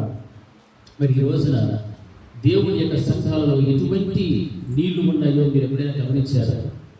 దేవుని యొక్క సంఘంలో నీవు ఇచ్చినటువంటి వాక్యం నేను బలపరుస్తుందా, లేకపోతే నీకున్న భక్తిని పోగొడుతూ ఉందా, లేకపోతే వాక్యం ద్వారా నేను ఖండించి గద్దించి బుద్ధి చెప్పి నిన్ను సరిచేసేటువంటి వాక్యముగా ఉన్నది ఆలోచన చేయి. నేను ఎక్కడైతే నీవు ఆ యొక్క ఖండించేటువంటి వాక్యం ఉంటుందో, గద్దింపుతో కూడినటువంటి వాక్యం ఎక్కడైతే వింతపడుతుంటుందో అక్కడ నీవు కనుక నీ వేళ్ళు తన్ని కనుక ఉంటే నిత్యము కూడా దేవుని యొక్క వాక్యము యోరన నీవు ఏమైనా వెళ్తావు నాటబడినటువంటి చెట్టులాగా ఉంటావు. హల్లెలూయా, హల్లెలూయా. అసలు నీరే లేనటువంటి వాక్యమే లేనటువంటి కల్లిముళ్ళు కబుర్లు చెప్పుకుంటూ బిట్ట కథలు చెప్పుకుంటూ ఉండేటువంటి సంఘాల్లో కనుక నీవు ఉంటివో నీకున్న భక్తి కూడా ఏమైపోతుంది, వెళ్ళిపోతుంది. ఆ ఉన్న కాస్త పూస్త భక్తి కూడా పురుస్తారు. పూర్తిగా నామకార్థపు క్రైస్తవుడనే ముద్ర వేసుకొని బతుకుతాం అంతే. ఏమేమో చేసేస్తుంటావు కానీ ఏముండదు, జీవం ఉండదు. వేరు తన్నేటువంటి అనుభవం ఉండవు. వేరు తన్ని తేనే లోపలికి చెట్లు పైకి ఎదుగుతారు. కొన్ని చెట్లు వేరు తనకపోయినా పైకి ఎదుగుతుంటాయి కానీ అందులో ఏముండవు, ఫలాలు ఉండవు. హల్లెలూయా. ఫలములు లేని చెట్లు ఉంటావు. ఫలములు లేని చెట్లు ఎన్ని ఉండినా ఏమైనా ప్రయోజనం ఉందా? ఏమీ ప్రయోజనం. నీలో ఫలాలు ఉన్నాయి. ఆ ఫలాలు నీకు రావాలి అంటే లోతైన అనుభవం వెళ్ళి వాక్యం సంధిస్తుంది. వాడు జలముల యొక్క నాటబడిన చెట్టు మీద ఉంటాడు. అది కాలువలో దాని వేళ్ళు తన్నును వెట్ట కలిగినను దానికి భయపడ్డాడు. హల్లెలూయా. వేసవి కాలంలో బహు భయంకరంగా ఎండలు వచ్చినా కానీ ఆ విధంగా ఇటువంటి చెట్టు అయితే ఆ యొక్క నీటి కాలువను ఎవరినో నాటబడుతుందో దానికి ఎంత వేడి పుట్టించినా దానికి ఏమాత్రము కూడా భయపడకూడదు. కారణం ఏంటంటే ఎక్కడుంది? నీటి కాలువ ఎవరినో నాటబడి వేళ్ళు తల్లుకుని ఉన్నాయి. వేళ్ళు తల్లుకుని అంటే ఆ వేళ్లలో నుంచి దానికి కావలసినంత నీరు అది తీసుకుంటూ ఉంటుంది. హల్లెలూయా. నిత్యము ఆ యొక్క కాలంలో ఏమవుతుంటుంది, నీరు ప్రవహిస్తూనే ఉంటుంది. అందుకే సంఘంలో ఎక్కువ పర్యాయములు సహవాసం ఉంటుంది, ఎక్కువ పర్యాయాలు ఫెలోషిప్ ఉంటారు. ఆ సహవాసంలో నీవు ఎంతగా కలుసుకుంటూ ఉంటావో దేవుని యొక్క నది పారుతూ సంఘంలో ప్రవహిస్తున్నప్పుడు నీ యొక్క వేలు ఎక్కడ తన్నుకొని ఉంటాయంటే సంఘములో దేవుని యొక్క వాక్యముతో అంటు కట్టబడినటువంటి రీతిగా వేళ్ళు తన్ని ఉన్నప్పుడు నీ జీవితంలో ఎదురైనటువంటి శోధనలైనా సమస్యలైనా వాటి అన్నింటినీ కూడా భరించి వాటిని ఎదుర్కొనేటువంటి శక్తిని నువ్వు సంపాదించుకుంటూ ఉంటావు. వాక్యమే నీ జీవితంలో లేకపోతే, ప్రార్థనే లేకపోతే, విశ్వాసమే లేకపోతే, ఒక సమర్పణతో కూడిన జీవితమే నీకు లేకపోతే ఏ విధమైన చిన్న సమస్య వచ్చినా కానీ దానిలో నువ్వు బయటకు రాలేవు. అక్కడే పడిపోతావు అంతే. వెంటనే విశ్వాసం, వెంటనే లోకంలో, వెంటనే మనుషులతో స్నేహం, వెంటనే మనుషుల యొక్క ఆలోచన అన్ని కూడా నీ లోపలికి వచ్చేస్తాయి. అప్పుడు దేవుడు లేడు, దేవుని సేవకుడు లేడు, సంఘము లేదు, విశ్వాసం లేదు. అందరినీ కూడా నువ్వు ఏం చేస్తావు? విడిచిపెట్టేస్తావు. ఆ ప్రియమైనటువంటి దేవుడు అంటారు చాలా జాగ్రత్తగా గమనించాను. క్రైస్తవుని యొక్క జీవితం ఎలా ఉండాలంటే నిత్యము కూడా దేవునితోనే పెనవేసుకొని జీవించాలి. హల్లెలూయా, హల్లెలూయా. దేవునితో పెనవేసుకొని ఉండేటువంటి అనుభవం రావాలి. ఆ అనుభవం కనుక నీకు రాకపోతే సాతానుడిని సులువుగా వాడి వైపు తీసుకొని వెళ్ళిపోతాడు. సాతాను సులువుగా నేను లోకం వెళ్ళిపోయి వాడితో కూడా నరకంలోనికి తీసుకువెళ్ళిపోతాడు. మరి దేవుడైతే మన పరలోకాన్ని ఇస్తానంట. ఆయన పరలోకాన్ని ఇస్తానంటే తీసుకోవడానికి నీకు ఎందుకు నిర్లక్ష్యం? ఆ పరలోక రాజ్యముడు ఆ మార్గంలో ఆ ద్వారము తెలుస్తానని దేవుడు చెప్తుంటే అందులో ప్రవేశించడానికి ఇంకా ఎందుకు జాగు చేస్తున్నావు? ఇంకా ఎందుకు ఆలస్యం చేస్తున్నావు? నీలో ఉన్న ప్రతి బలహీనతలు కూడా నువ్వేం చేసుకోవాలి? దూరం చేసుకుంటూ రావాలి. హల్లెలూయా, హల్లెలూయా. వాక్యం మనకి ఆ రీతిగా హెచ్చరిస్తుంది. జలములు ఉన్న చోట కాలువలో ఓరన నీ వేళ్ళు ఏమి ఉండాలి? తనివి ఉండాలి. హల్లెలూయా. లోకంలో ఉన్నటువంటి డబ్బులో నీ వేలు తనుకొని ఉన్నాయేమో, లేకపోతే లోకంలో ఉన్న మనుషుల యొక్క నీ వేళ్ళు తనుకొని ఉన్నాయేమో, నీ ధనము యొక్క నీ వేళ్ళు తనుకొని ఉన్నాయేమో, నీ బంగారం లేకపోతే నీ పేరు ప్రతిష్టలు, నీ స్టేటస్ నీకు ఏమైతే ఉందో దాని వైపు ఏమైనా నీ వేళ్ళు తనుకొని ఉన్నాయేమో ఆలోచన చేసి అక్కడ కనుక నీ వేళ్ళు తన్ని ఉంటే వెట్ట వచ్చినప్పుడు నువ్వేమేతో భయపడతావు, కాపు మానిపోతావు, చింతలు ప్రారంభమవుతాయి, శోధనలు ఎన్నో లోపలికి వచ్చేస్తాయి. ఉండాల్సిన స్థలంలో నీవు ఇంటివో నీకు క్షేమము. హల్లెలూయా. నీకు జీవం ఉంటుంది. ఉండాల్సిన చోటుని విడిచిపెట్టి నువ్వు ఇటు అటు తిరుగుతూ ఇంటివో నీకు ఉండాల్సిన జీవం చచ్చిపోతుంది, క్షేమం పోతుంది. బాధలు, కష్టాలు, రోగాలు, ఇబ్బందులు, శోధనలు ఇంకా లెక్కలేనన్నీ వచ్చి నీ మొక్కలోనే పడతాయి. హల్లెలూయా, హల్లెలూయా. ఏం కావాలి మన ఇంట్లోకి? ఆశీర్వాదం కావాలా? సమస్యలు కావాలా? ఏం కావాలమ్మా? ఆశీర్వాదం కావాలంటే ఎక్కడున్నావు నువ్వు? దేవుని సన్నిధిలో ఉండాలి, వాక్యానికి దగ్గరగా ఉండాలి. ఇట్లా ఎవరైనా తీసి కూడా మళ్ళీ వచ్చి తిరుగుతుంది. ఐశ్వర్యం ఎట్లుంటుందా? ఎక్కడ అంతే అట్లే ఉంటుంది. ఏదైనా నేను బలవంతంగా వెలికి లాగినా కానీ వెళ్ళకూడదు, అక్కడ ఏమి ఉండాలి. హల్లెలూయా, హల్లెలూయా. అన్ని విషయంలో కూడా లోతైనటువంటి విధానం జీవితం నీ జీవితంలో కనపడాలి. ఎందుకంటే వాక్యం సెలవిస్తారు. లూకాసు వార్త 8వ అధ్యాయం 12వ వచనం నుండి 15వ వచనం వరకు చూస్తే అక్కడ ఒక ఉపమానాన్ని దేవుడు చెబుతున్నాడు. ఏమని? విత్తువాడు విత్తనములు తీసుకొని వాడు వేసి ఉన్న బయలుదేరినప్పుడు కొన్ని ఎక్కడ పడ్డాయి? కొన్ని త్రోవ పక్కన పడ్డాయి, కొన్ని ముళ్ళ పొదల్లో పడ్డాయి, కొన్ని రాచి నేల మీద పడ్డాయి, మరి కొన్ని మంచి నేలను పడ్డాయి. హల్లెలూయా, హల్లెలూయా. పడ్డాయి లేదా? 4 స్థలాల్లో పడ్డాయి. ఈ 4 స్థలాలలో పడినటువంటి ఆ విత్తనాలలో ఏది ఎదిగి ఫలించేది? మంచి నేలను పడిన విత్తనమే ఎదిగాయి. ఎందుకు తెలుసా? మంచి నేల అంటే నీ యొక్క మనస్సు. హల్లెలూయా. నీ హృదయం దేవుని యొక్క వాక్యం విత్తనం. నీవు కనుక ఆ విత్తనాన్ని మంచి హృదయం పెట్టుకుని నీవు గ్రహిస్తే అది ఏమవుతుంది? ఎదిగి ఫలిస్తుంది, అభివృద్ధి చెందుతారు. అంతేగాని రాజీ నేలలాగా నీ బ్రతుకుంటే అందులో కింద రాయి ఉంది, కాస్త మధ్య ఉంది పైన, అందులో కూడా విత్తనం పడ్డది. అయితే అది ఎదిగి ఫలించడానికి, వేలు లోపలికి తన్నడానికి దానికి ఏమి లేదు, అవకాశం లేదు. హల్లెలూయా. అనుకూలత లేదు. ఎందుకంటే నీవు వాక్యాన్ని వింటున్నావు, ఆ వాక్యం విత్తనం నీలో పడుతుంది. కానీ బండబారినటువంటి జీవితం, బండబారిన హృదయం, ఆ బండ కనుక లోపల ఉంటే వేలు లోపలికి తన్నే అవకాశం ఉండదు. కొన్ని ముళ్ళ పొదల్లో పడ్డాయి, కొన్ని త్రోవ పక్కన పడ్డాయి. త్రోవ పక్కన పడి ఏదో వచ్చేసుకొని వెళ్ళిపోతుంది. ముళ్ళ పొదల్లో పడింది, ఎదగాలని ప్రయత్నం చేస్తుంది, కానీ ఆ ముళ్ళు వాటిని ఏం చేస్తున్నాయి?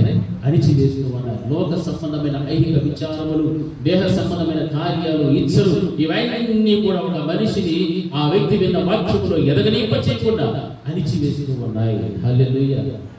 మరి మన యొక్క వాక్య పఠనం ఏమిటంటే తిండికి వేరు తన్ని మీదికి ఫలించాలి. హల్లెలూయా. నీకు మంచి హృదయం ఉండాలి. దేవుడు నీకు పెట్టి హృదయం మంచిదే, కానీ నీవు ఎవరి మాటలో వింటున్నావు, ఎక్కడికెక్కడికో నీవు ప్రయాణం పడుతున్నావు, ఏమేమో చేయడానికి ఇష్టపడుతున్నావు. దానిని బట్టి ఎదిగి ఫలించడానికి నీ జీవితంలో వేరు తన్ని మీదికి ఎదిగి ఫలించేటువంటి అనుభవంలోకి నీవు రాలేదు. హల్లెలూయా, హల్లెలూయా. ఒకసారి నువ్వు ఆలోచన చేయి. ఎవరిని అనుసరిస్తున్నావు? ఎవరిని అనుసరిస్తున్నావు? లోకాన్ని అనుసరిస్తున్నావా? యేసయ్య మాటలను అనుసరిస్తున్నావా? లేకపోతే ఎవరి ఆలోచనతో కలుపుకొని బ్రతకచున్నావా? కొంతమంది ఉంటారు, వారి మంచి వారే, చెడ్డవారు కాదు, వారి ప్రవర్తన బాగుంటుంది, అన్నీ బాగుంటాయి, వారిని చెడ్డగా మాట్లాడలేదు. కానీ వారి ఇచ్చే ఆలోచనలు, వారి ఇచ్చే మాటలు ఏవైనా ఉంటే నీకు దానికి మించినటువంటి గర్భ తీసేస్తారు. అంతే, ఫినిష్. ఏ విషయమైనా కూడా సరే నీకున్న భక్తి ఏమయ్యాలి? నీకంటూ ఒక దేవుడు ఉన్నాడు, ఆయన నీకు ఆలోచన చెప్తాడు. వాక్యం ఉందా లేదా? ఉందా లేదా? నేను నీకేం ఇస్తాను? ఆలోచన చెప్తాను. నీ మార్గం సరళం చేస్తాను, నీ బ్రతుకు నా చేతిలో పెట్టు, నీ మార్గం నాకు అప్పగించు, నేనన్నీ చేస్తానంటే మనం ఇంకొకరి ఎవరినో మనం ఏం చేసుకుంటాము? ఆధారం చేసుకుంటాం. వాళ్ళ మాటలు మనకు ప్రాధాన్యత ఎక్కువైపోతారు. వాళ్ళంటే మనం ఎత్తి పెట్టుకుంటాం, నెత్తిని పెట్టుకుంటాం. అవునా? నెత్తిని పెట్టుకుంటే ఒక రోజు నెత్తిని వాళ్ళు ఏమో మాత్రం తెలుసా, పొంపట్లేదు. జాగ్రత్త. హల్లెలూయా, హల్లెలూయా. నెత్తిన పొంపటైతే కూర్చుంటారు. అప్పుడు లబో దిబ్బోమని పుచ్చుకున్న ఏమీ ప్రయోజనమో ఉండదు. హల్లెలూయా. పర్లేదు, మరి చెప్పిన మాట మంచిదే కదా, అనుసరిస్తాం. మనకు డబ్బులు కూడా మిగిలిపోతాయి, ఖర్చులు మిగిలిపోతాయి. మన పేరు మంచిదే, వాడు చెప్పిందని మన మంచిదే కదా, చేద్దాం అని అనుకుంటాం. అప్పుడు దేవుని ఎక్కడ పెట్టావు? నువ్వు ఎక్కడ పెట్టావు? దేవుని ఆజ్ఞల్ని ఎక్కడ పెట్టావు? దేవుని మాటలను ఎక్కడ పెట్టావు? అన్నీ కూడా తోసి చక్కలో తోసేసావు. అన్ని తోసి పడేసావు. దేవుని మాట అన్ని కూడా. హల్లెలూయా. అన్నింటినీ తోసి పడేసావు. మరి అటువంటిప్పుడు దేవుని యొక్క మాటని వేపించుకుంటావు. నా మాట విని నన్ను పంపిన వాడిని విశ్వాసం ఉంచి దేవుడు చెప్తే, ఈ రోజున ఆయన మాటలు వినడం లేదు, తండ్రి పైన విశ్వాసం లేదు. ఎవడో పనిపిస్తే కొట్టం, ఎవరో చెప్తారు. ఆ మాటలు నువ్వు ఏం చేస్తావు? పట్టుకోవడం. వారు చెప్పింది చాలా కరెక్టే. హల్లెలూయా. చాలా కరెక్ట్, చాలా మంచిది అని నువ్వు నమ్ముతున్నావు. దాన్ని బట్టి నువ్వు ఎవరిని తోసివేస్తున్నావు తెలుసా? దేవునినే పక్కన తోసివేస్తున్నావు. దేవుడు కొన్ని నియమ నిబంధనలు పెట్టాడు, కొన్ని కట్టడలు పెట్టాడు. సంఘం ఎలా ఉండాలి, విశ్వాసం ఎలా బ్రతకాలి, సంఘ కాపలు ఏమి, నీ యొక్క జీవిత విధానంలో నీవు ఏం చేయాలి, ఈ విషయాలన్నీ కూడా దేవుడు పరిశుద్ధ గ్రంథంలో రాయించి పెట్టాడు. మరి వాటిని ఏ విధంగా చేతనైనా నీవు పాడు చేసుకోకుండా ఉండాలి అంటే ఎవరి మాట వినాలా? ఎవరి మాట వినాలమ్మా? చెప్పలేదు చాలా మంది. ఎవరి మాట వినాలి? దేవుని మాట వినాలి. దేవుని యొక్క ఆలోచనలే మన ఆలోచనల్లో ఉండాలి. కానీ మనుషులు చెప్పేటువంటి ఆలోచన ఏమి కూడా మన జీవితంలోనికి రాకూడదు. హల్లెలూయా. ఇశ్రాయేలు ప్రజలందరినీ కూడా నడిపిస్తున్నారు మోషే. ఎన్ని లక్షల మంది ఉన్నారు? 20, 30, 40? ఎన్ని లక్షలు? 4, 6 లక్షలు, 20 లక్షలు. చెప్పండి, ఏదో లక్షలు. హల్లెలూయా. చెప్పండి, ఏదో లక్షలు. ఎన్ని లక్షలు? Very good. హల్లెలూయా. అంతమంది వస్తున్నారు. దేవుడు మోషేని చూపించాడు. ఏంటి? వాగ్దాన దేశం చూపించాడు. పాలు తెచ్చే దేశం చూడండి. అక్కడికి వెళ్ళాలంటే ఎక్కడ ఫిలిష్తీ దేశం వచ్చి వెళ్ళాలంటే మధ్యలో ఏముంది? సముద్రం ఉంది. ఇన్ని లక్షల మంది వెనకాల వచ్చి అందరూ కూడా సలహాలు ఇస్తూ ఉంటారు. ఎవరికి? నీకేమైనా కొంచెం బుద్ధిందా? ఈ దీన్ని దాంట్లో పోయినా అవుతుందా? దీని చుట్టూ పోమంటావు. చుట్టూ పోయినా కానీ ఏముంది? సముద్రమే. సముద్రము దాటిపోవాలి. షార్ట్ కట్ హైవే ఉంది. దాన్ని ఇష్టపడతారా? సముద్రం దాటిపోవడానికి ఇష్టపడతారా? మీరేమి ఏమి ఇష్టపడతారు? త్వరగా మనం ధనవంతులైపోవాలి, త్వరగా బంగారం నగరకరంగా ఆడిపోవాలి, గడలంతా నిలిపోవాలి, బ్యాంక్ బ్యాలెన్స్ సర్రగా ఒకే నెలలో వెళ్ళిపోవాలి. పిఎస్ వచ్చి పడిందంటే 50,000 ఒకేసారి ₹1,00,000. అప్పుడు మన యొక్క సీఎం చాలా చాలా మంచి. లేకపోతే నేను చెప్పాల్సిన అవసరం. ఎన్ని పథకాలు తీసుకున్నా, ఎన్ని చేసి టీవీ గుర్తి ఊలిగినా మళ్ళీ తిట్టేది మాత్రమో వాళ్ళనే తెలుస్తారు. కృతజ్ఞత లేని మనుషులు చాలామంది ప్రపంచం ఎవరికి కృతజ్ఞత లేదు. అట్లనే ఇజ్రాయెల్ ప్రజలు కూడా దేవుడు ఎన్ని గొప్ప కార్యాలు చేసినా మీరు ఇక్కడ వెళ్ళండి అని సముద్రం అడ్డొచ్చారు. మోషే వాళ్ళ మాటలు విన్నాడా? ఆయనకన్నా వయసులో పెద్దవాళ్ళు ఉండొచ్చు, చిన్నవాళ్ళు ఉండొచ్చు, సలహాలు ఇచ్చుంటారు. ఎన్ని ఇచ్చింటారు సలహాలు చెప్పండి? 1, 2 వచ్చింటాయి కదా. కొన్ని వేల లక్షల మంది చెప్పింటారు. నో, మేము రామని చెప్పింటారు. మీరు ఉండండి ఆగాలి అని ఎక్కడ చూశాడు? దేవుడు ఏమే చూశాడు? ప్రభా నువ్వు చెప్పి నేను ఎట్లా వెళ్తాను? ముందు సముద్రం ఉంది, అవతల ఏముంది? వాగ్దానం ఉంది. నేను నువ్వు నడిపిస్తున్నావు, వీళ్ళు నడిపించండి అని పెట్టావు. నేను మీరు ఎట్టాలి, నువ్వు అట్టే పోవాలి. హల్లెలూయా. సముద్రమును కూడా 2 పాయలుగా చీల్చేటువంటి శక్తి మాత్రం ఎవరో? మన దేవుడు. హల్లెలూయా, హల్లెలూయా. వెళ్ళు సముద్రం మీదకి వెళ్ళు. పాయలుగా చీల్చి సముద్రం కొట్టన్నాడు. అంతే, వెంటనే ఏమైపోయారు? 2 పాయలుగా చీల్చబడి ఆరిన నేలగా మార్చబడి. మన దేవుడికి ఏదైనా సాధ్యం ఉందా? అన్ని కూడా సాధ్యమే. హల్లెలూయా, హల్లెలూయా. అంటే ఇంత గొప్ప సాత్వికుడు, ఇంత మంచి గుణమున్నవాడు, దేవుని యొక్క దృష్టిలో ఇశ్రాయేలు ప్రజలు నడిపిస్తున్నటువంటి ఒక మంచి నాయకుడైనటువంటి మోషేని ఎవరిని చిత్తానికి ఎదుగుతున్నాడు? దేవుడి చిత్తం. ఆయన ఏం చెప్తే అదే చేశాడు, కానీ వెనకలు ఉన్నటువంటి ప్రజలు చెప్పింది చేశాడా? చేయడా. ఇటువంటి వ్యక్తే ఒకసారి తన మామ మాట వినేసేసాడు. హల్లెలూయా. ఎవరు మామ? ఇద్దరు మాట వినేసినాడు. హల్లెలూయా. అంటే ఇంత గొప్ప మహిమ కలిగినటువంటి పరిచయం చేస్తూ ప్రజలు నడిపిస్తున్న వ్యక్తే మా మాట వినేసినాడు. ఎందుకు ఈ మాట చెప్తున్నా తెలుసా? మనకు కూడా మోషే మామ లాంటి మనుషులు కొంతమంది ఉంటారు. మాస్టర్ కూడా పక్కన పెట్టేస్తారు, దేవుణ్ణి పక్కన పెడతారు. మనకు మామ లాంటి వాళ్ళు ఉంటారు. మామలు అత్తలు అంటారు కొంతమంది. మామలు అత్తలు, అమ్మలు అక్కలు, అన్నలు కొంతమంది ఉంటారు కదా. వాళ్ళు ఏమైనా చెప్తే వెంటనే మనం ఏం చేస్తామో ఆదాభివందనం చేసి సాష్టాంగపడి వారు చెప్పి దానికి మించింది ఇంకొకటి లేనే లేదు. హల్లెలూయా. గట్టి చెప్పాలి, హల్లెలూయా, హల్లెలూయా. మరి అట్లా నడిస్తే ఎవరి చిత్తాన్ని పక్కన పెట్టారు? ఎవరి ఆలోచనలు పక్కన పెట్టారు? అప్పుడు మనం ఎవరి బిడ్డలకు అట్లా పక్కన పెడితే మనం ఎవరు? దేవుని మాట విననోళ్ళు ఎవరు?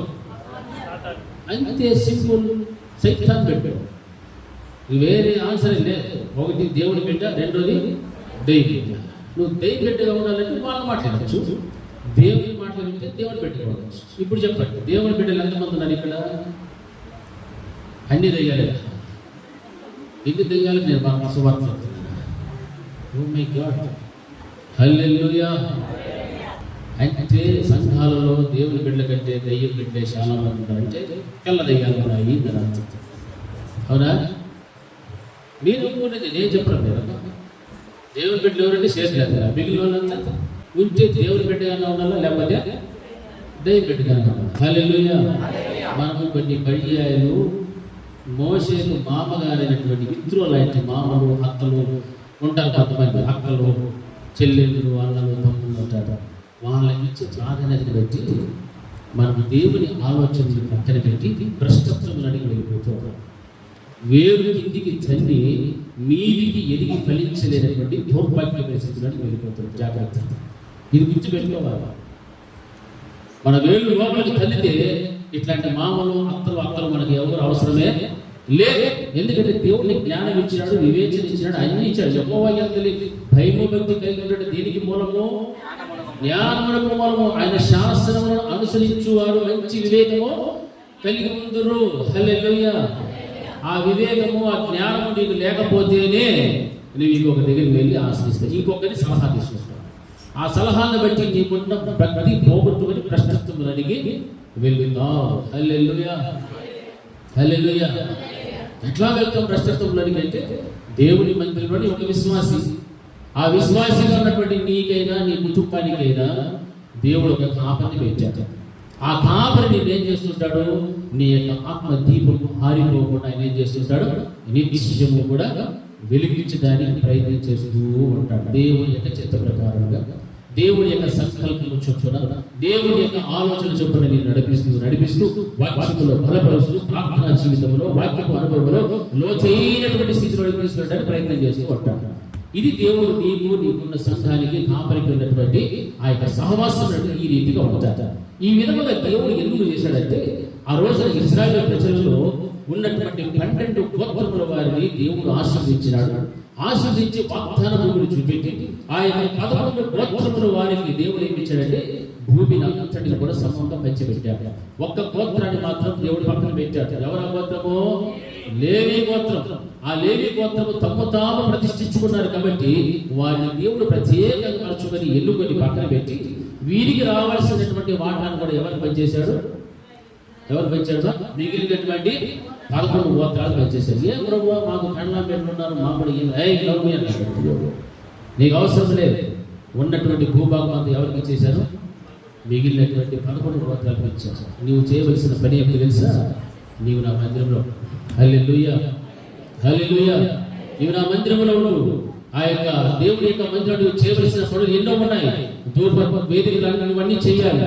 ఉపకరణలను అన్నిటిని కూడా నువ్వు సరి చేసుకుంటూ ఆ యొక్క వారు తెచ్చేటువంటి గింజలు అన్నిటి కూడా రోడ్డు చేసుకుంటూ ఆ యొక్క దీప వృక్షమును వెలిగిస్తూ నీ ఎదుగుతున్నటువంటి మిగిలిన 11 గోత్రముల వారి గురించి నువ్వు దేవుడికి ఏం చేస్తుండాలి? ప్రార్థన, ధూపం వల్లే ప్రార్థన చేస్తూ వారి క్షేమం కొరకు, వారికి అభిషేకం కొరకు, అన్నిటి కొరకు కూడా నువ్వు చేస్తున్నటువంటి అనేకమైన బాధ్యతలు ఎవరు పెట్టాడంటే లేవి గోత్రానికి దేవుడు పెట్టాడు. హల్లెలూయా, హల్లెలూయా.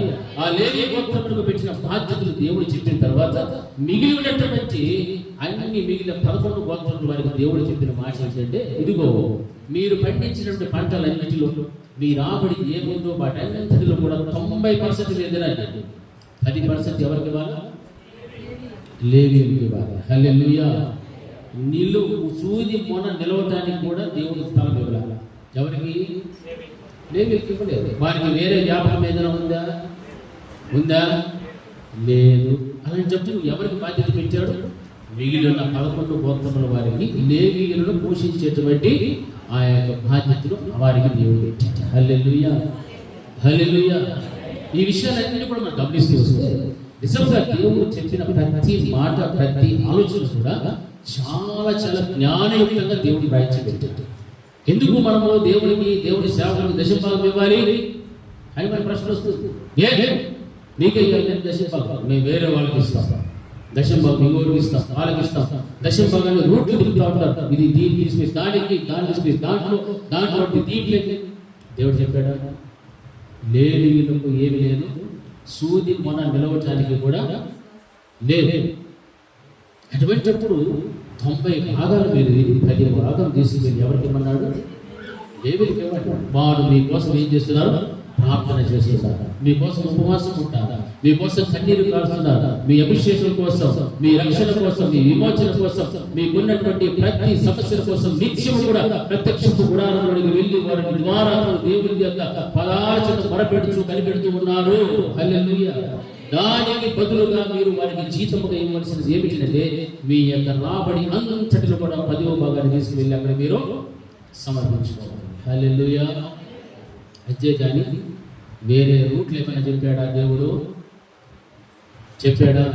చెప్పాలి. అందరూ చెప్పాడా? చెప్పలే.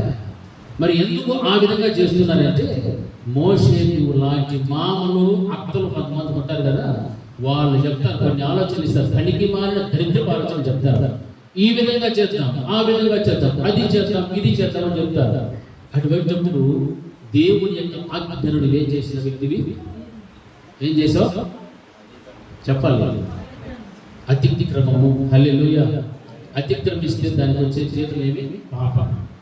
పాపంలో వచ్చే జీతము మరణం. చచ్చిపోవడానికి ఇతరుల మాటలు లేదు. మనకు వివేకం లేదా, జ్ఞానము లేదా, దేవుడికి ఎంత స్పష్టంగా అన్ని కూడా పరిశుద్ధతలో రాసి పెడితే దానికి భిన్నమైనటువంటి జీవితాన్ని జీవిస్తాం క్రైస్తవ సమాజం. అందుకే కిందకు వేలు తల్లి మీదికి వెలిగి ఫలించని భక్తిహీనుల వలె వెలిగిపోతున్నారు. హల్లెలూయా, హల్లెలూయా. నేర్చుకోవాలి. ఎందుకు ఇవన్నీ నేర్చుకోవడం లేదంటే వారమంతా లోకమే, నెలంతా లోకమే. మరలా ఆదివారపు దినాన్ని సరి చేసుకుంటే సరిపోతుంది కానీ విన్న వాక్య ప్రకారంగా నడవడం అనేటువంటిది లేదు. ఏం వింటున్నామో ఏమో, ఎందుకు వెళ్తున్నామో ఏమో, ఏం చేస్తున్నామో ఏమో, అక్కడ ఏం జరుగుతుందేమో మాకైతే తెలియదు. హల్లెలూయా. అన్నటువంటి నామకార్థపు క్రైస్తవులుగానే మిగిలిపోతే ఏమైనా ఫలితం ఉందమ్మా మనకు? మిమ్మల్ని అడుగుతున్నారు, ఏమైనా ఫలితం ఉందా? సున్నామా. అయ్యో ప్రభా, నేను దానికి ఇస్తే దీనికి ఇస్తే ఎవడిమ్మని అడగలేదు. నేనేం చెప్తాను, ఏది ఎక్కడ చెల్లించాలో అక్కడే చెల్లించాలి. హల్లెలూయా. కైసరువే కైసరువే, దేవునివే దేవునివే. హల్లెలూయా. గట్టి చెప్పాలి. హల్లెలూయా, హల్లెలూయా. దేవుడు ఊరికే పెట్టాడు దశంభాగాలు, ప్రత్యేకమైనటువంటి కానుకలని, అవి ఇవి ఎందుకు పెట్టాడు? ఇవన్నీ మాదిరిగా దేవుడు చూపెట్టాడు. ఆ తర్వాత సంతతి వారి వంశాలంతా కూడా ఆ విధంగా చేయమని చెప్తున్నాడు దేవుడు. మేము చెయ్యి మనం అనుకోవచ్చు, మరి మీ సంఘంలో మన సంఘం కాపరి కట్టే ఇంకా గొప్ప గొప్ప దేవజనులు ఉన్నారు, వాళ్ళు ఉన్నారు, వీళ్ళు ఉన్నారు, వాళ్ళు కూడా మేము కాపరి పంపించచ్చు కదా, మా దశంభాగాలు వాళ్ళకు పంపిస్తారు. ఏంటి తప్పు? అని మీకు ఆలోచన రావచ్చు. వచ్చే ఉంటుంది ఈ బయట, వచ్చిందా లేదా? రాలే? మీరంతా చాలా మంచి అనుకోవచ్చు, ఇంకా గొప్ప దేవతలు ఉన్నారు అనుకోవచ్చు. అయితే వారు ఎప్పుడు కూడా నిత్యము మీ దీపములు ఆరిపోకుండా ఉండేటువంటి ప్రార్థన, రక్షణ కోసం చేసే ప్రార్థన మీ కొరకు వారు చేయరు. హల్లెలూయా. ఇది జ్ఞాపకం పెట్టుకోండి. ఎప్పుడు కానీ మీకోసం ఎవరు బయట వాళ్ళు మీకోసము చేస్తారా? చెప్పండి. నోరు తెసి, నోరు లేదో మౌనమతం చేసినట్టు విశ్వాసం చేస్తారా? కుర్చీలో వాళ్ళకి ఏంటి చెప్పాలి? చేస్తారా? మా వాళ్ళు చేతి కూడా చూపించింది. Very nice. వాళ్ళు మన కోసం, మన రక్షణ కోసం, ఆరిపోతున్నటువంటి భక్తి కలిగిన జీవితం కోసం మొరపెట్టి ప్రార్థన చేస్తారా?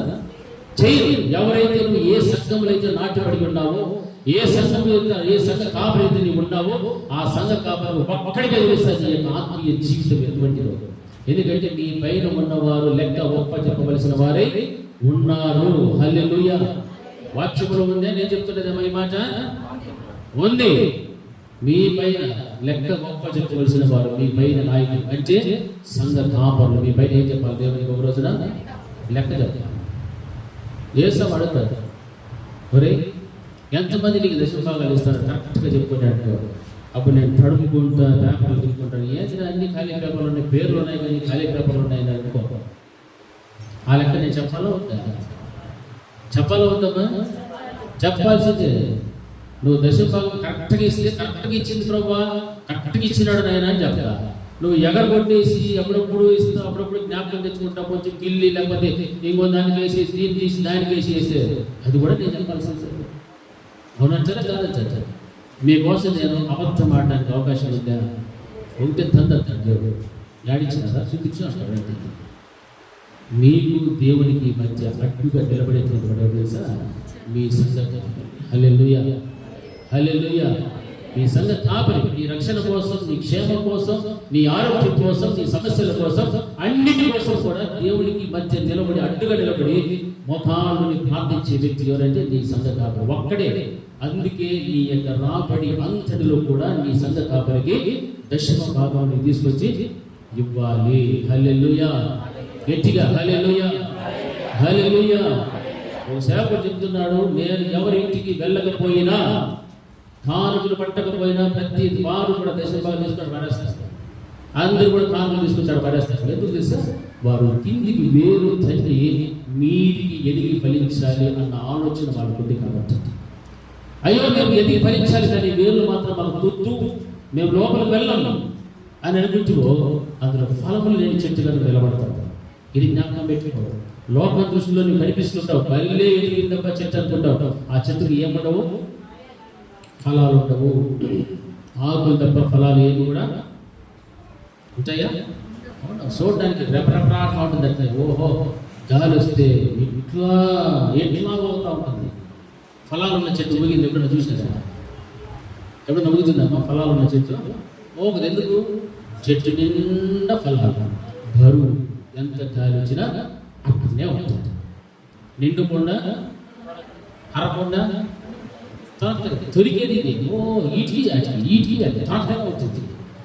ఒకసారి ఈ పక్క వాలి ఉంటుంది, ఇంకోసారి ఆ పక్క వాలి. ఆటో గాలి ఆ పక్క పోయింది కాబట్టి ఆ పక్క వాలింది. ఇప్పుడు గాలి తూర్పు నుంచి పడపడ వచ్చింది, పడపడ వాలి.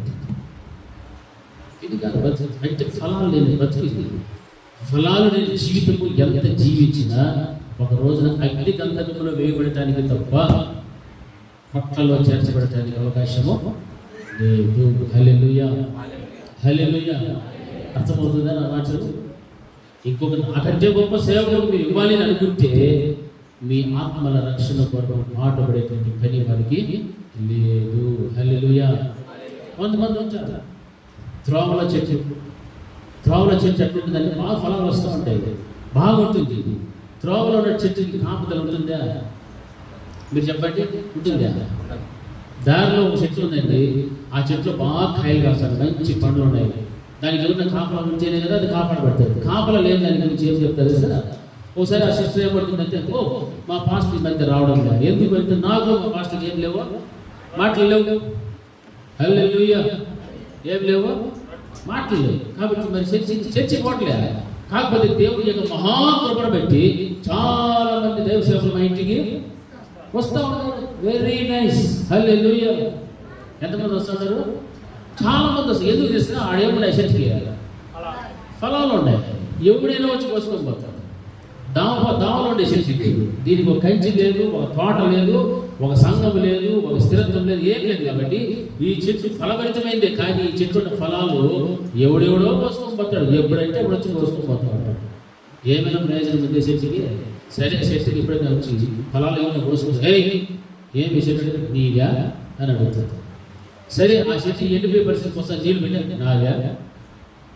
చూసిరా ఎంత తేడా? నా మాట అర్థమైందా మీకు? ఎవరైనా కోసుకుంటామంటే పోయి పొరపాటున అసలైన వాడు తింటే ఎందుకు పొలాలు కోస్తున్నాం అనుకో, నీదా చెట్టు ఏడకు చెట్టు దావలో ఉంది, నీకేం సంబంధము అంట. సరే, అది ఎండిపోయి చేతికి వచ్చింది, దానికి నీళ్ళన్నా కాసి పెట్టి నాదా? ఎవరిది? నాకు కాదు. నేను ఎందుకు నీళ్ళు పోయినా? దాని ఫలాలు మాత్రమే నాకు కావాలి. ఒకసారి ఏమో నీదే అంటాడు, ఒకసారి నాదే అంటాడు. ఫలాలు కావాలన్నప్పుడు నాది అంటాడు, నీదే అని క్వశ్చన్ వేస్తాడు. అదే దాన్ని కొంచెం ఎరువేసి దాన్ని కొంచెం ప్రార్థనలో వాక్యంలో బలపరచాలంటే అదేమన్నా నా విశ్వాస, అది నా చర్చ, నాది కాదు. పోతే హల్లెలూయా. అర్థమైన ఒకసారి గట్టి చెప్పండి. తోపలో ఉన్న చెట్లన్నీ ఒకసారి గట్టిగా హల్లెలూయా. ఎంత బాగా చెప్తున్నాను. సిగ్గు శరం ఏమీ లేదు. తోపకలు ఉండే చెట్లు నా ఇంటికి చాలా మంది వస్తారు. అంత గొప్పగా చెప్పుకుంటాను. సిగ్గు లేదు అట్లా వాళ్ళకి చెప్తాను. సిగ్గే లే, నేను కాపం లేదా? నీకు సంఘం లేదా? విశ్వాసం లేదా? నీ ఇంట్లో ప్రార్థన చేయాలంటే నీ సంఘాలు పిలిస్తే రాడా? అబ్బే అదంతా ఏం లేదు. మనకి వాళ్ళంతా వాళ్ళే వచ్చి వాలిపోవాలి. విమానం వాలితే అప్పుడు గొప్ప. మా ఇంటికి వాళ్ళు వచ్చింది, వీళ్ళు వచ్చింది, వాళ్ళు వచ్చింది, వీళ్ళు వచ్చింది, వీళ్ళు వచ్చింది, ఏం చేసి ఉండే ఫలాలన్నీ నిలువు దోపిడి. హల్లెలూయా. చెట్టు ఏముంటుంది? చెట్టులో ఆకులు తప్ప ఫలాలు ఏమీ లే. ఆకులతో ఊగులట్టకుండా ఏడకు వస్తుంది, అసలే తోక వస్తుంది. పాప మా సంఘకాలు చూస్తారు, హై నుంచి కింద చూస్తారు. ఒక థాయిలో ఉందేమో కోసుకుందామంటే ఒకటి అన్నీ ఆకులే. ఈ శక్తి ఏడ ఉండాల్సిందే? సంఘంలో నాటబడి ఉండాల్సిన శక్తి ఏడికి పోయింది? దావలేక. దావలో వచ్చినోడు పోయినోడు అన్నీ కూడా పెరుగుతుంది. సంక్రాంతి కాలం ఇప్పుడు ఎంతమంది దొంగలు శతమాటల కింద తెల్లారు 3 గంటలలో 4 గంటల పోయి షేర్లో ఒళ్ళు పెట్టుకొని ఇంటిని కాయలు దోపుకొని వచ్చేసేసి తప్ప తప్ప యాడి పెట్టి ఆడు తెచ్చలే. యాడి తెచ్చి 3 గంటల్లో పోయిన పని ఇదంతా. 3కి 4కి పోయి దొంగలు ఇచ్చుకొచ్చేసి కాయలు. హల్లెలూయా, హల్లెలూయా. వేరు కిందికి తన లోతైన అనుభవంలోకి వెళ్ళాలి. వాక్యంలోకి వెళితే ఈ విధంగా చెప్తూ పోతే నేను ఎన్నో చెప్తాను. మీకు అర్థమైనది చెప్తున్న ఈ విషయాలన్నీ కూడా దేవుని యొక్క సందర్భంలో నీ ప్రవర్తన దేవుని దృష్టికి నిర్దోషులుగా కనపడదు. హల్లెలూయా. ఏ ఒక్క విషయంలో కూడా దోషము మోపేటువంటి స్థితి నీకు ఉండకూడదు. హల్లెలూయా, హల్లెలూయా. దశమ భాగం గురించి ఎందుకు చెప్పారంటే ఆ రోజున ఇజ్రాయేల్ ప్రజలతో దేవుడు పెట్టిన కట్టడ, ఆయన పెట్టిన కట్టడ ప్రకారంగా అందరూ కూడా చెయ్యాలని దేవుడు రాసి పెట్టాడు. ఇక కొత్త నిబంధనలు ఎక్కడ ఉన్నాయని కూడా అనుమానం రావచ్చు మీకు. కొత్త నిబంధనలు వస్తే మీరు గుండెలు తెలుస్తారు. ఏముంది కొత్త నిబంధనలో? అది హల్లెలూయా. నాట్ ఓన్లీ 10%, ఎంత విస్తారంగా పైకి పోతాండవో అన్నింటిలో నుండి కూడా తీసుకొచ్చింది. ఒక్క పుదీనా సోపులోనే కాదు, శ్రేష్టమైన పదార్థములు అన్నింటిలో మీ యొక్క భూభాగంలో అన్నింటిలో కూడా ఏం పెట్టాలా చెప్పండి? ఏం పెట్టాలా? ఎంతమంది పెట్టారు భాగాలు? మాకే లేదు, మీకేం పెట్టారు భాగాలు? చూస్తాము. మనం పెట్టే గుణం ఉంటే దేవుడికి ఇచ్చే గుణం ఉంటుంది. మనం పెట్టము, దేవుడు ఇవ్వటానికి ఇష్టపడుతున్నాడు. నేను ఇవ్వటానికి వీళ్ళు నాకు ఏమైనా ఇస్తారేమో దేవుడు చూస్తాడు. అట్లా దేవుడు అనుకునేవాడు.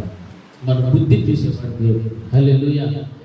మన బుద్ధిని బాగా పరీక్షించేటువంటి వాడు దేవుడు. అటువంటి దాన్ని పక్కన పెట్టి దేవుని ఆలోచనలను, దేవుని యొక్క చిత్రాన్ని పక్కన పెట్టి ఏమేమో మన ప్రయత్నాలు, ఎన్నో ఇత్రో లాంటి మనుషుల యొక్క మాటలు విని మనం దేవుని యొక్క నిబంధనలను కట్టడలను త్రోసివేయకూడదు. హల్లెలూయా. నీవు లోతుగా నాటుతావు, వేలు తన్నుకొని వెళ్ళని కిందకి, అప్పుడు నీవు పైకి ఎదిగి ఏమవుతుంటావు, ఫలిస్తూ రాగలుగుతావు. హల్లెలూయా. నీవు లోతైనటువంటి అనుభవంలో కనుక నీవు ఉంటే ఆ రోజున ఆదాము దేవుడు వస్త్రాన్ని ఇచ్చాడు, సమూయేలును పిలిచారు, పేతురు సీమోను యొక్క జీవితంలో గొప్ప అద్భుతాన్ని చేశాడు. చేపలు దేవుడు సమృద్ధిగా ఇచ్చాడు, ఆశీర్వాదం ఇచ్చాడు.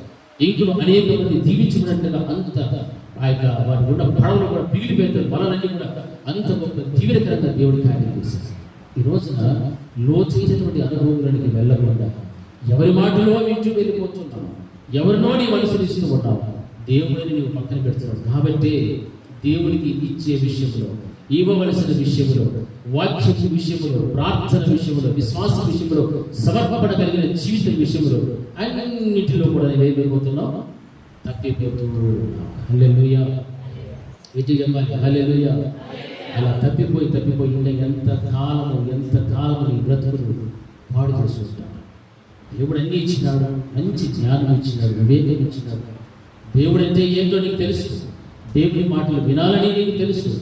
కానీ మనుషుల వైపు చూస్తున్నావు కాబట్టి ఆ యొక్క విత్తనం ముళ్ళ పొదలో పడినటువంటి విత్తనముగా మీరు కూర్చోవాలి. ఎదగాలి అన్న ఆశ ఉంది, కానీ ఇటువంటి ఐహిక విచారం మనుషుల ప్రభావం బట్టి ఏమైపోతున్నాం, అణిచివేయబడుతున్నాం. నీవు నిజముగా దేవుని మాటను విని అంగీకరించి ఉంటే, ఆయన ఆలోచన ప్రకారంగా నీవు నడిస్తే, ఆయన చిత్త ప్రకారంగా నీవు జీవిస్తే, మీదికి నువ్వు ఏమవుతావు, ఎదిగి ఫలించగలుగుతావు. హల్లెలూయా. హల్లెలూయా. హల్లెలూయా. అప్పుడు నువ్వు ఎవరిని అనుసరిస్తూ వస్తావు? యేసయ్యనే నీవు అనుసరిస్తావు. యేసయ్య మాటలంటేనే నీకు ఇష్టం ఉంటారా? నేను వచ్చి చెప్పినా, మనుషులు ఎన్ని చెప్పినా అటువంటి మాటలు విననే. ఎవరినైనా మనం కనుక ప్రధానముగా పెట్టుకుంటామో ఇక దేవునికి నీకు ఏమాత్రం పడ సంబంధమో లేదు, ఉండదు. గమనించి తద్వారా ఏం నష్టపోతాం మనం తెలుసా? పరలోకమే పోగొట్టుకుంటాం. ఈ జీవిత విధానంలో ఇవన్నీ కూడా దేవుడు మనకు పెట్టినటువంటి నియమ నిబంధనలు కట్టడం, వీటిని జరిగిస్తేనే ఒక రోజున పరలోక ద్వారం మన కొరకు తెరవస్తాడు దేవుడు. హల్లెలూయా. వీటిని కనుక ప్రక్కన పెట్టి మన సొంత ఆలోచనలు, వేరే మనుషుల ఆలోచనలు తీసుకొచ్చామో పరలోక ద్వారాలు మన కొరకు మూసివేయబడతాయి. ఇది ఒక్కటే చివరిగా నేను చెప్పేటువంటి సారాంశం. తెరవబడాలి అంటే ఆయన కట్టలు అనుసరించారు, మూసివేయబడాలంటే నీకు ఇష్టం వచ్చినట్టు నీవు జీవించు. రెండింటిలో ఏదో ఒకటి తెలుసుకో. అప్పుడు దాన్ని బట్టి నీకు ఆధ్యాత్మిక జీవితంలో వేరు తల్లి, కిందికి వేరు తల్లి, పైకి ఎదిగి ఫలించేటువంటి అనుభవంలో నీవు రాగలుగుతావు. హల్లెలూయా. ఆ కృప, జ్ఞానము, వివేకము దేవుడు అందరికీ అనుభవించినట్ట ప్రార్థన చేస్తున్నాను. అందరూ కూడా మోకరించండి. నీ పవిత్రమైన నామమును బట్టి స్తోత్రం ప్రభా. కిందికి వేరే చదివి మీదికి ఎదిగి ఫలించేటువంటి అనుభవంలోనికి ప్రతి ఒక్కరు కూడా రావాలని మీరు ఇంతకు ప్రభా మమ్మల్ని హెచ్చరించారు. గద్దింపుతో కూడిన మీ మాటలు వినిపించారు. మీ సజీవమైన అమూల్యమైన మాటలు విన్న ప్రతి హృదయం కూడా మంచి నేలగా మార్చబడింది ప్రభా, మంచి నేలగా మార్చబడింది ప్రభా. అది ఓపికతో ఎదిగి ఫలించేటువంటి స్థితిలోనికి రాగలుగుతారు. అటువంటి విశ్వాసంగా ఎదగాలి. కిందికి వేరే చదివి మీదికి ఎదిగి ఫలించలేని స్థితిలో ఉంటే అతని ఫలాలు ఉండవు, కేవలం ఆకులు మాత్రమే ఉంటాయి ప్రభా. నీటి కాలువ యోన నాటుతున్నటువంటి ఆ యోన వేళ్ళు తన్ని ఉండేటువంటి చెట్టు వలె, తోట మధ్యలో ఉన్న చెట్టు వలె, పెంచగలిగినటువంటి చెట్టు వలె విశ్వాసం వ్యక్తిగత జీవితంలో ఉండాలి ప్రభా. ఈ రోజున ఎంతో మంది జీవితాల్లో త్రోవ ప్రకరణ చెట్ల వల్లే ఉన్నారు. ఎవరెవరినో ఆశ్రయిస్తున్నారు, ఎవరెవరో వస్తున్నారు, వెళుతున్నారు ప్రభా. అటువంటి స్థితిలో నుండి మార్చండి. ఒక సంఘంలో స్థిరమైనటువంటి స్తంభములుగా నిలబెట్టమని ప్రార్థిస్తున్నాను. ప్రతి కుటుంబానికి కూడా మీరు కంచెలు వేయండి ప్రభా. ప్రతి విశ్వాసానికి మీరు కంచెలు వేయండి నాయనా. ఎవరి ఆలోచనలో తీసుకుని వెళ్ళకుండా మీ ఆలోచన, మీ చిత్రం మాత్రమే నెరవేర్చడానికి మీరు సహాయం చేయండి ప్రభా. అప్పుడే కిందికి వేరు చేసి వీధికి ఎదిగి ఫలించడం అనుభవానికి రాగలుగుతాను. సాధారణ బహు సులువుగా ప్రభా ఎంతో మంది కుటుంబాలు ఎవరి మూలాలను నాశనం చేస్తున్నారు, ఎదిగింపు కూడా చేస్తున్నాడు ప్రభా. అటువంటి వాడి తలంపులకు వాడి కార్యాలన్నిటినీ కూడా యేసు శక్తిగా నామంలో ప్రకటిస్తున్నాను. మీ నామంలో లయపరుస్తూ మీరు కార్యాలు జరిగించి సంఘము మీది ప్రభా. మీ రక్తము చేత కొనబడినటువంటి వాళ్ళు, కొనబడినటువంటి ప్రతి విశ్వాసం తిరిగి లోకాన్ని కొనబడతారు. లోక సాంగత్యము చేయకుండా ప్రభా మీ కాపుదలలో మీ మందలోనే ఇప్పుడు సహాయం చేయండి. మీ గొర్రెలు మీ స్వరం వింటారు, మీ స్వరాన్ని మాత్రమే వినగలగాలి.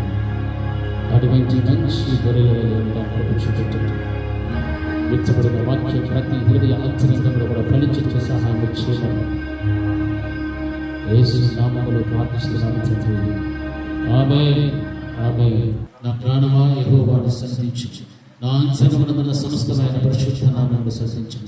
నా ప్రాణమా యెహోవాను స్తుతించు, ఆయన చేసిన ఉపకారములలో దేనిని మరవకు.